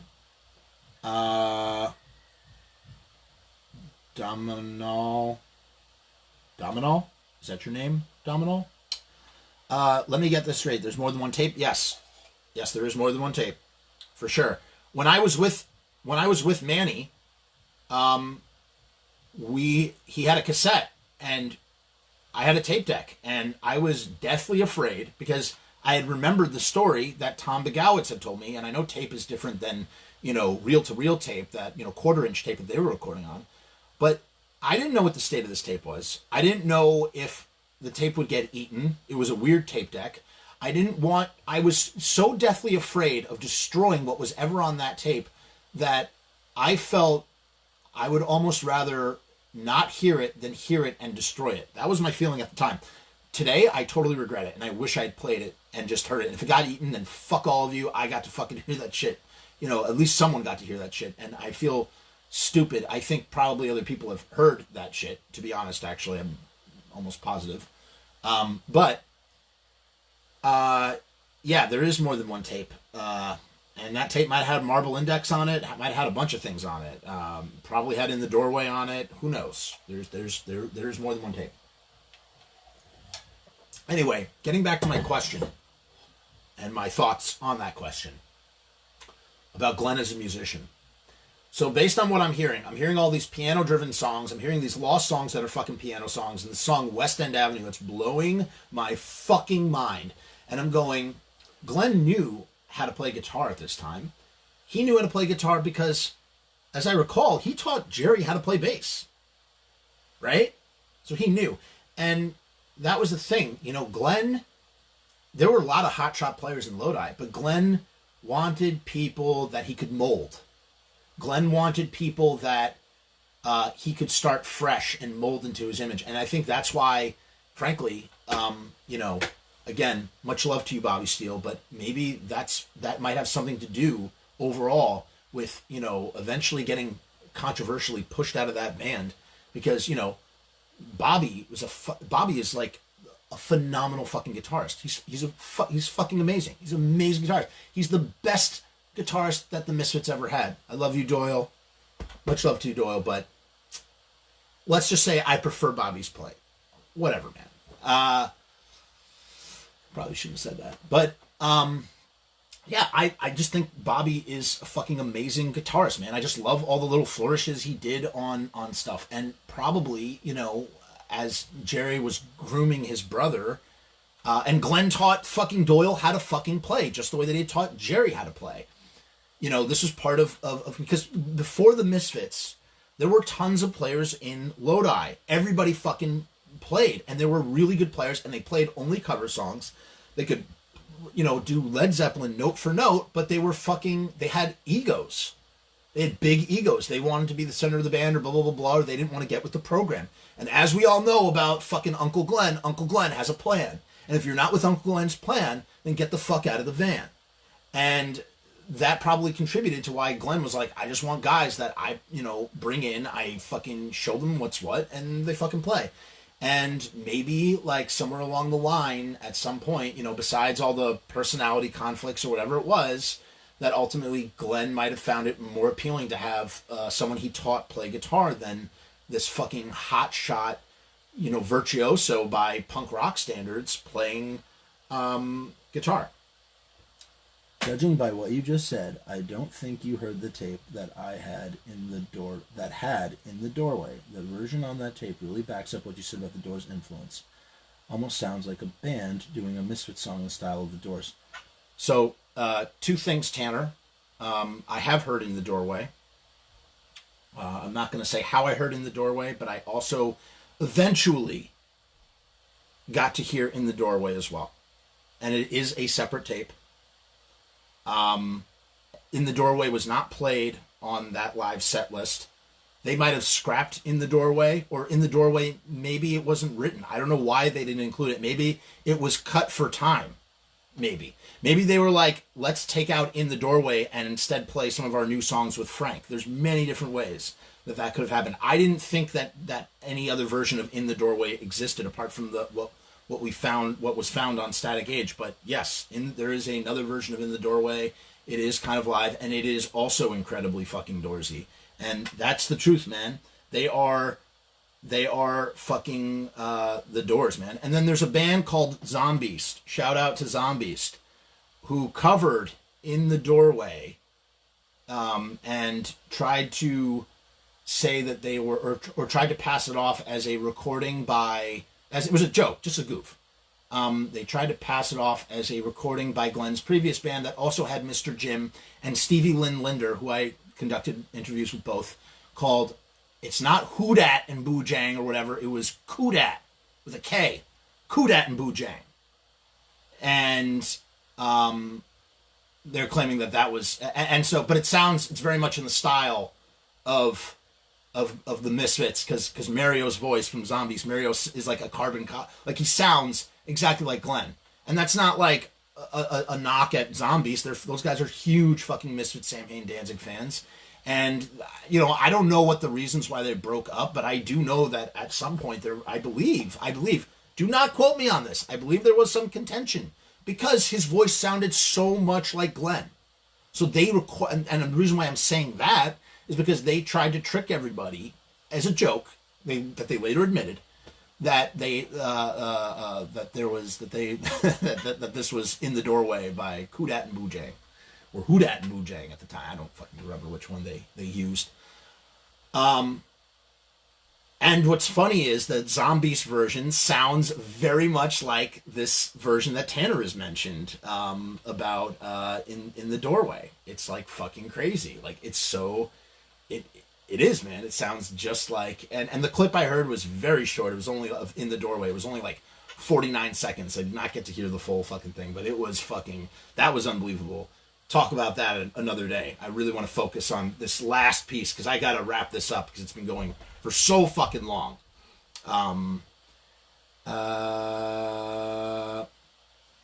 James, as far as I know, what we listened to was a CD. As far as I know, everything is digitized.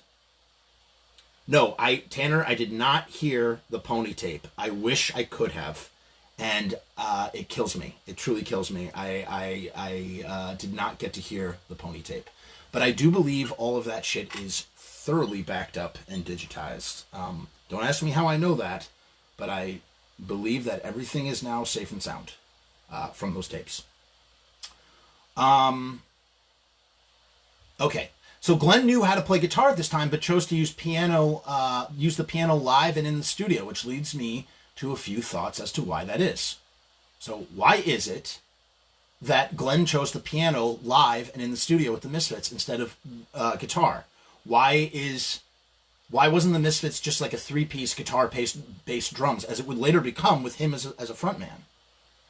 And by the way, I believe the Pony tapes, or at least in Pony, Prostitutes of New York, in which they performed in weird get-ups like scuba gear. They performed, there were originals, but there were also covers.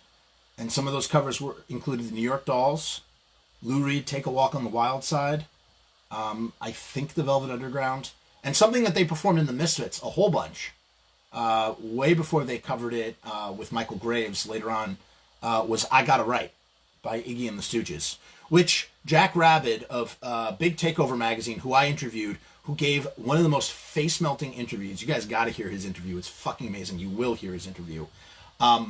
He talks about how I Got It Right by Iggy and the Stooges is the pinpoint moment in time when it's the first true punk rock song. And the Misfits used to play it live all the time. So the Misfits used to cover stuff like Blue Christmas, that, and in another session, if this goes well, if there is demand for another one of these sessions, I will go into some shit that will totally blow your mind and further solidify that Doors stuff. And I've talked about it, in comments in Facebook groups and stuff, but to really go into it, because it's unfucking believable. But that's for another day. We can get to that. All right, so, okay, all right, no more sidetracks. We're going to fucking talk about this shit, okay? Ready. Glenn Glenn knew how to play guitar at this time, but chose to use the piano live and in the studio, which leads me to a few thoughts as to why that is. Why does Glenn use piano instead of guitar? That's what I'm trying to say. One, Glenn simply composed the songs on a piano, not guitar, and chose in turn to play piano live. Again, for whatever reason, maybe, and I didn't put this down here, but I think, we've heard Glenn play live a little bit, but I don't think he's very much of a live player. Like, he plays in the studio and stuff, but he doesn't really seem, maybe it's the way he holds the guitar or whatever. It just doesn't, he's kind of awkward when he plays guitar. He's better as a, mic holding frontman, which is what he is. He just simply composed the songs on a piano. That's it. Nothing else. Yeah, so he's playing them on piano. Two, Glenn's original idea for the band was not what it would become. Glenn's original idea for the band was not what it would become. Meaning that when Glenn started the Misfits and when he was jamming and blah, blah, blah, perhaps he saw it as that art rock thing, that trio, just that piano, bass, drums trio, and nothing fucking more. That's it, man. Right? Like, it's not like something like what it would become. And that's why he played it on piano, and that's it. Number three, this original incarnation of the band was a live show playing recording group, as all other versions were. But every time they changed personnel until 1980, the band evolved both musically and visually as it got more and more involved with the New York punk scene of the late 70s. The truth is, this may be a controversial statement for Misfits nerds, but it's what I believe. The truth is, the Misfits is really four-ish bands in one. More on that later. But I'll touch on that now. Yeah, I think that the Misfits, and, Devilman, I think, has said this before in the Seventh House group. Like, to Glenn, it's all Glenn Danzig's, songwriting, right? So it's like he's always been the nucleus of the group. So for him, it's just jumping from one thing to the next, to the next, to the next. And it's never been about the personnel much, although for him, he thinks that. But for me, I disagree. Because I'll tell you something. Danzig and Doyle doing Misfit songs was fucking phenomenal. But it was nothing like Glenn, Jerry, and Doyle doing those Misfit songs. Jerry adds so much to the Misfits equation, it's not even funny. But in Glenn's mind, it's like Glenn. It's like, I'm Glenn. These are my fucking songs. And I'm doing another project. Okay, let me get 4 new guys. Another, it's just, everything is an evolution of before. Danzig is just the most modern evolution of the Misfits. I don't agree with that. I think every time they change personnel, because each member brought a fucking flavor to this band. You know what I'm saying? Like, they brought their own flavor, their own visual. I mean, especially with Doyle. Doyle brought a whole fucking visual look that Bobby Steele didn't have at all. You know what I mean? My Twins of Evil. You know what I mean? The Trinity, man. The triangle, the phalanx. It's like fucking mad scientist with his 2 brooding fucking, Frankenstein monsters on the left and the right. You know what I mean? Different band. The classic lineup. Much different band from Cough Cool Sheet. So the original, so going back to, number 2, the original idea for the band was not what it would become. And so it's like this thing that evolves. So it starts off on the piano. So that's why Glenn's playing piano. That's why he's writing songs on the piano. And then he's like, no, it's actually this. So for me, I think that the band, like I said, is 4-ish bands. I think, and I label them by releases, man. You have the Cough Cool band, which is, Manny, Glenn, and Jerry. Then you have the Static Age band, which is Franche, Mr. Jim, Glenn and Jerry.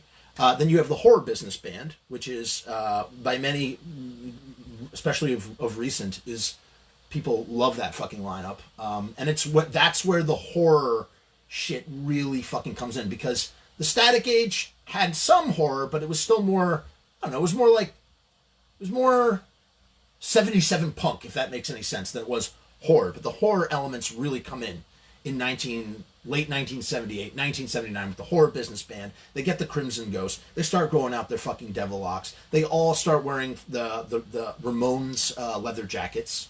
You know, that's when they became, that's when the fucking horror shit really happened. And before that, you know, Glenn thanks Bukowski on that Cough Cool record. And he thanks Bukowski because Glenn was very much influenced by Charles Bukowski in his fucking writing. Charles Bukowski was a beat poet. A lot of the songs on Static Age are beat poetry put to music. You know what I'm saying? Like, so after the Cough Cool band sort of evolves into the Static Age band, you know, with the addition of Frank and the replacing of Mr. Jim with Manny with Mr. Jim, they're playing, you know, fast buzzsaw punk rock, but Glenn's lyrics, which extend from that Cough Cool era, are all sort of like these, like, you know, like think about like the lyrics to Cough Cool, and even look at like they're poems, man. Bullet started off as a poem. You know what I'm saying? It's all fucking like beat poetry. Like think about TV Casualty, like breaking that shit down. TV Casualty. There are paint smears on everything that I own. The vapor rub is lying on a table of filth. Christmas cards to which I never replied. My eyeballs absorb only blue-filtered light. It's like, it just sounds like beatnik poetry. I wish they'd put Prince Namor on the tube. Hold on, I think I have to puke. There's a spot in the corner where I always go. I like to feed the flies that I know. It's like there's like a little bit of horror tinged stuff, but it's really more like pop culture. And this is one of my favorite, you know, lines. Babies in prison, they call it a womb. 9 months the sentence, no parole. Slivers of steel stuck in her lungs, breathe deep. We need a donor for blood. You know, and I think Static Age, the song Static Age does that as well. And Theme for a Jackal does that, you know. Dead daughter in the river, entrance gained by her liver. That was one of my interviews subjects turned me on to that lyric, really drove it home for me, you know, as to just like sort of what he's doing there. So that's like, this is a band that's very inspired. This version of the band is very inspired by like fucking poetry. Bullet. Or no, We Are 138. Do you think we're robot clean? Does his face look almost mean? It's time to be an android, not a man. What does 138 mean? Shut the fuck up. I don't want you to know what 138 means. It's my artistic fucking statement. My David Lynch artistic statement where I don't want you to know what the meaning of this fucking thing is. I don't want you to know what this means. So shut the fuck up. It's about violence. Fuck you. And then all of a sudden, 1979, Horror Business. It becomes all about Horror Business. That's the third incarnation of this band. And then Doyle comes into the picture, and we get the classic lineup. The Devil Lock forms. They become these muscle-bound guys, and that's what everybody in my interviews remembers them as, these muscle-bound guys. They weren't always such muscle-bound guys. They were more skinny in leather, black, all black sort of guys. And then they became, you know, started wearing wrestling pants and took off their shirts and fucking were just had this fucking, this look. I mean, this ferocious look in addition to the music they're playing. And they're starting to get faster and faster and faster. And then when Robo joins, they infuse a Black Flag drummer into their sound. And all of a sudden, they become fucking hardcore. They start playing with all the hardcore bands. Let me ask you a question. There's very few bands. Like, here's one example. Fucking the Dead Kennedys is an example, because they're, you know what, they were around from 1977 to 1984. I think Black Flag is a good example, but none of these bands evolved from musical genre or musical style to musical style and musical style the way the Misfits did. They survived the Punk 77 explosion, because all those bands from 77 to 80 kind of died out. Then there was the interim, where they played with bands like the Mad, the Stimulators, and the Bad Brains at Max's Kansas City. And, you know, and that evolved into fucking what became known as hardcore punk. And by the end, they're fucking influenced by all the Boston and DC bands. And they make their album, which is supposed to be this dark, slow, atmospheric vision that Glenn originally wanted. All of a sudden, they're fucking just speeding through these fucking songs. You know, as Alex Story said in his interview, I think this is what he said in his interview, Doyle Singer, who I interviewed many years ago for this project, he said, Earth AD is like one song in 9 parts. And I totally fucking agree with that shit. And it just, nothing sounds like that fucking song. I mean, nothing sounds like that fucking record. It's so fast. This band is like evolved, man, over time. We're almost up. We're at the end here. Glenn has never been much of a live guitar player except for the Sammy days on Archangel and the first live show at the Rock Palace in March of 1984. So even after that 84 show, as we've seen recorded, Glenn, you know, jumps on guitar, and for some reason there's 2 bass players. It's so weird. Erie and Damien are fucking playing double bass while Glenn plays guitar, and he's doing Archangel. And, you know, it's kind of awkward, man. He's a little awkward holding the guitar. It's just not natural for him. It doesn't feel very natural. It doesn't feel like his instrument. His instrument is a microphone, in all honesty. Even though he wrote the music, it just doesn't work. It does. That's why he keeps the template that he keeps. During the Misfits days, he would casually play guitar during informal gatherings, like the Jim Morrison tribute night at Max's Kansas City. Perhaps more on that for another session. Or the Studio Zero, which we've all seen on YouTube in a million different places, 1979. Studio Zero is a recording. Somebody was recording on VHS. It's Howie Pyro from The Blessed. I forget who else is there. And just Glenn and Jerry. And Glenn is on guitar and Jerry's playing bass, just the way that Glenn was on guitar at Max's Kansas City for the Jim Morrison tribute night. And but they weren't playing as the Misfits. That wasn't the Misfits. They're just jamming. And so in a jamming atmosphere, Glenn feels okay throwing a guitar around his neck and just jamming. And if someone's recording it, they're recording it. He wasn't expecting that. But when presenting as the Misfits, the image he seemingly wanted to keep followed the same template of bands that he took some heavy influence from. Black Sabbath and the Ramones. Guitar, bass, drums, fronted by a magnetic lead singer frontman. When the project evolved from the Misfits to Samhain, he flirted again with the idea of playing guitar live, only to scrap it. So, to bring this around to my initial question and point, at some point, and at this show really, this historical pivot for the band to go from a 3-piece with piano, bass, and drums to adding a guitar and dropping the piano, Glenn decides to ditch it and become this frontman and become, what the Misfits would eventually, and the band evolves. So this band, it's a different fucking band. It's like, and that's why, and in ditching the piano, in singing these songs live, he's ditching all the songs that are piano heavy and require more, they require him playing the piano live, like the guitar doesn't, and combine this with the fact that he's got these guys, some of which, not all, but some of which he's teaching how to play, or rudimentary players or whatever you want to call them. He has these guys come in that are not the big time players around the Lodi circuit, playing. He's simplifying things. He's simplifying everything from the more nuanced piano songs. Again, not a musician. Who knows if that's fucking real? 5, and this is what I mentioned earlier. As I've heard Devilman, aka Maurice, shout out to Devilman. What's up? As I've heard Devilman and others say, it has always been one band that reinvented itself over and over again, whether it was changing its name or not.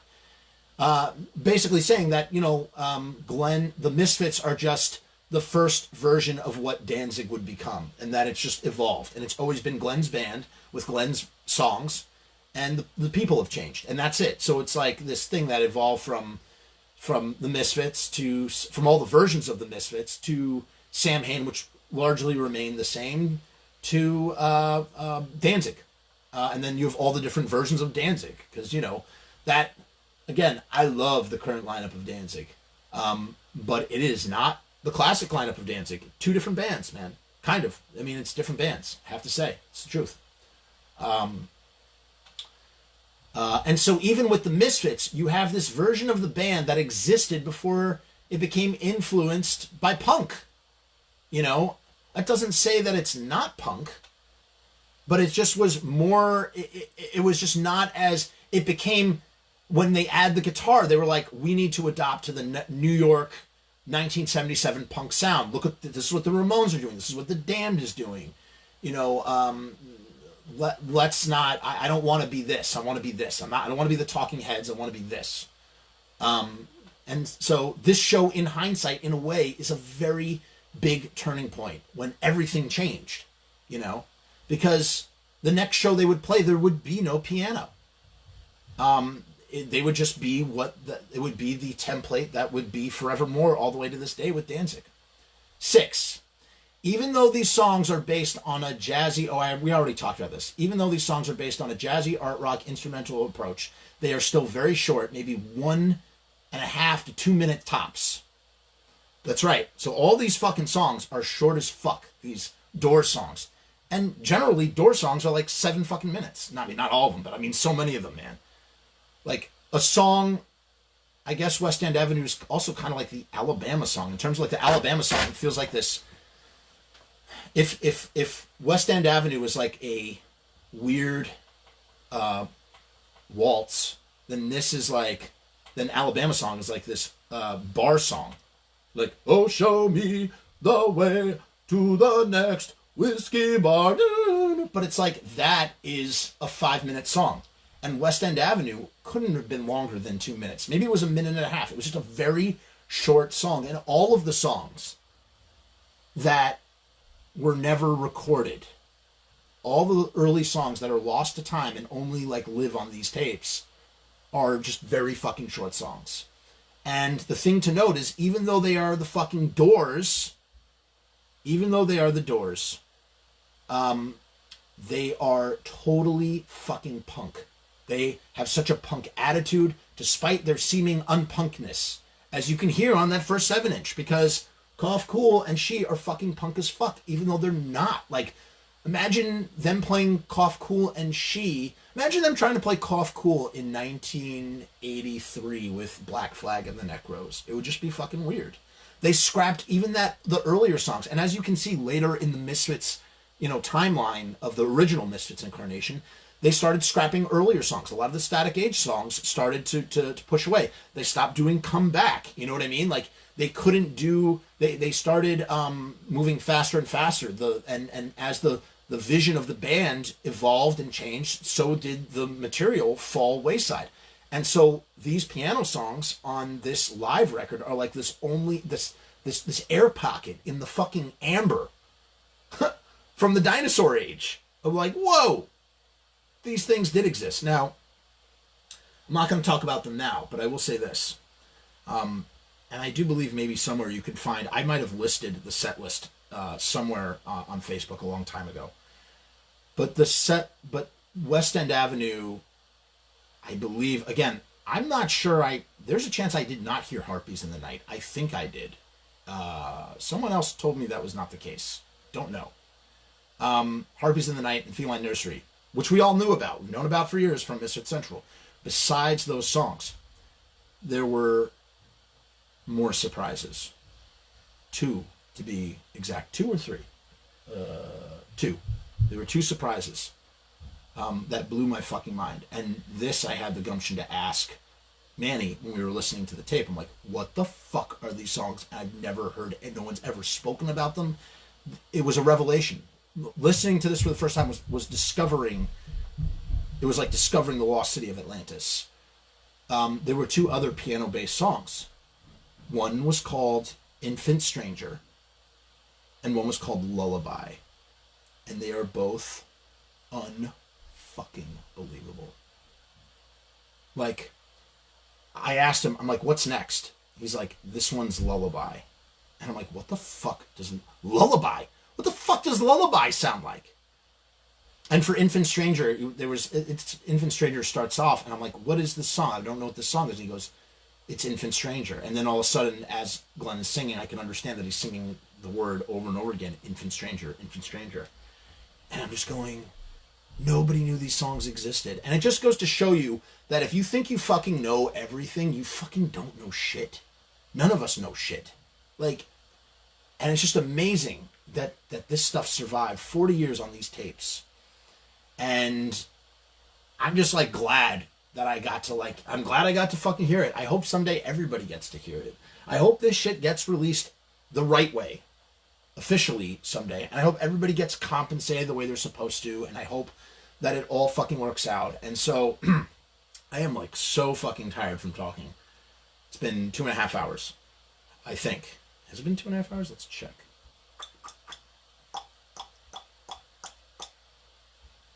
Two hours and 15 minutes. All right, it's pretty fucking long. So if you guys enjoyed this, and dug what we're doing here, what I was doing here, whatever. If you guys enjoyed this, I'm happy to do it again. I mean, look, we're all quarantined inside, you know. I'm happy to do it again. It was a lot of fun. It was a lot of fun to talk about that stuff. I didn't realize I had so much to say just now. I honestly thought I would talk for like 40 minutes and then it would be over. But like, it's just like, you know, you start talking about something, it makes you talk about other stuff and other stuff and other stuff. Blah, blah, blah, blah, blah. You just keep going and going and going and going forever and ever and ever. But if you guys like this, I mean, there's like 12. Oh, you're very welcome, Scott. Thanks for tuning in and listening, man. I hope I wasn't too like fucking drawn out. But, you know, there's like 11 other songs that we could talk about. And we could talk about some other stuff too. And I'm more than... thanks. I'm going to call you Dom because I really don't want to butcher your name, man. Thank you, Dom, for your comment. And I would love, you know, guys, like fucking chime in. We could talk too. You know, we can like make this a conversation. You're very welcome, man. I guess maybe I will throw this up on YouTube. You know, share this with anybody you think might... James, I'm glad to hear that, man. Would love to do it. And so just to let you know where the project stands currently, for those who are tuning in later or didn't miss the beginning.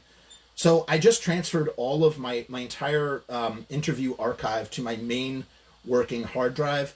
And my intention is I have to start over because I can't, the Final Cut Pro files are destroyed. They're gone. I have to start from the beginning. But you're very welcome, Rue. Thank you, man. Russell, thank you, man. Thanks for listening and tuning in. I appreciate that. Thank you, Fiendcast. Hey, Fiendcast, anytime you want to talk, man, call me up.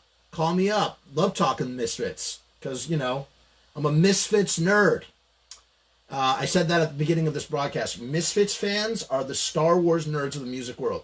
You know how like every Star Wars character has like an entire backstory, like Jabba's palace, like they did like Tales from the Bounty Hunter. There's like, and this guy in the background, he has this whole history about how he wound up in this moment in Jabba's palace. It's like the same fucking shit. It's like the same shit except with the Misfits and all this cast of characters. But basically, so I have tons and tons of work to do. But here's what I'm hoping. I'm hoping to release this project, okay?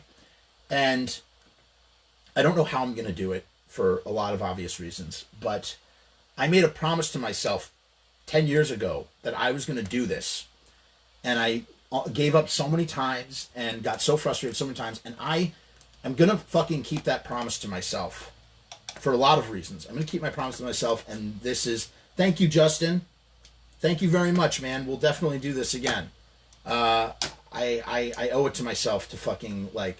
I owe it to myself... Not to any of you, not to anybody, because you know what? Ultimately, who knows who will fucking ever get to see it the way I want it to be seen. But I owe it to myself to fucking really overhaul and try and do this project. I started working on my next feature-length film. We shot 20% of it, but I have to stop because of the fucking virus, you know? So it's like all I can do really is editing work. So I might as well work on this, you know? And I'm in the talks with a couple of very talented artists. You know who you are, and we still have to fucking talk about creating some original art for this project. And I'll tell you one thing: if I can't release this, if I can't release this the way that I want to release it, I will release my project for free on the internet, like completely for free.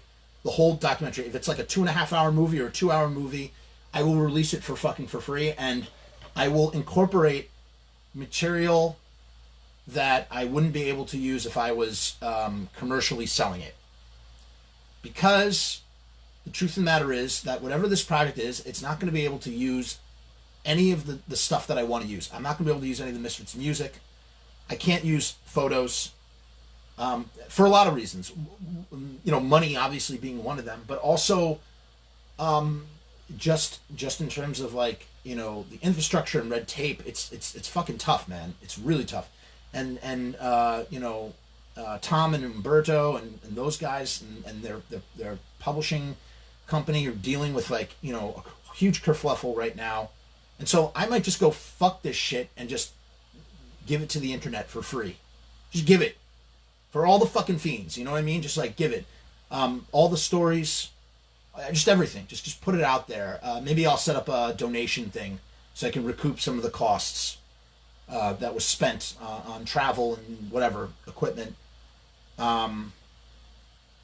Yes, Rick, there is. Oh man, there's one interview. I'm not going to talk about it now. We'll save it for a future one. There is one interview where I heard somebody played me something that blew my fucking mind. I have an idea. We should do a collection episode where everybody takes a picture. I don't know if you could do that in the comments. Maybe we'll start a thread on the timeline. Everybody takes a picture of their really choice Misfits memorabilia, and we'll have a show and tell in the chat while we're live. That might be fun for a future episode. I don't know. We'll wait and see. But all right, I am so spent right now. If you enjoyed this, or better yet, we've already talked about that. If you know anybody who you think would enjoy this long ass talk, share it with them, man. It's public. Share it with everybody. Just because it's just new content about the Misfits to talk about. Just feel free to share it around. And like I said, thank you everybody, man. Thank you everybody for tuning in. This was a lot of fun. All right, I'm really gonna log off right now because I am exhausted and I need to eat breakfast. I guess it's no longer necessary to eat. Oh, I have to do it from here. Okay. Because okay, let's see here.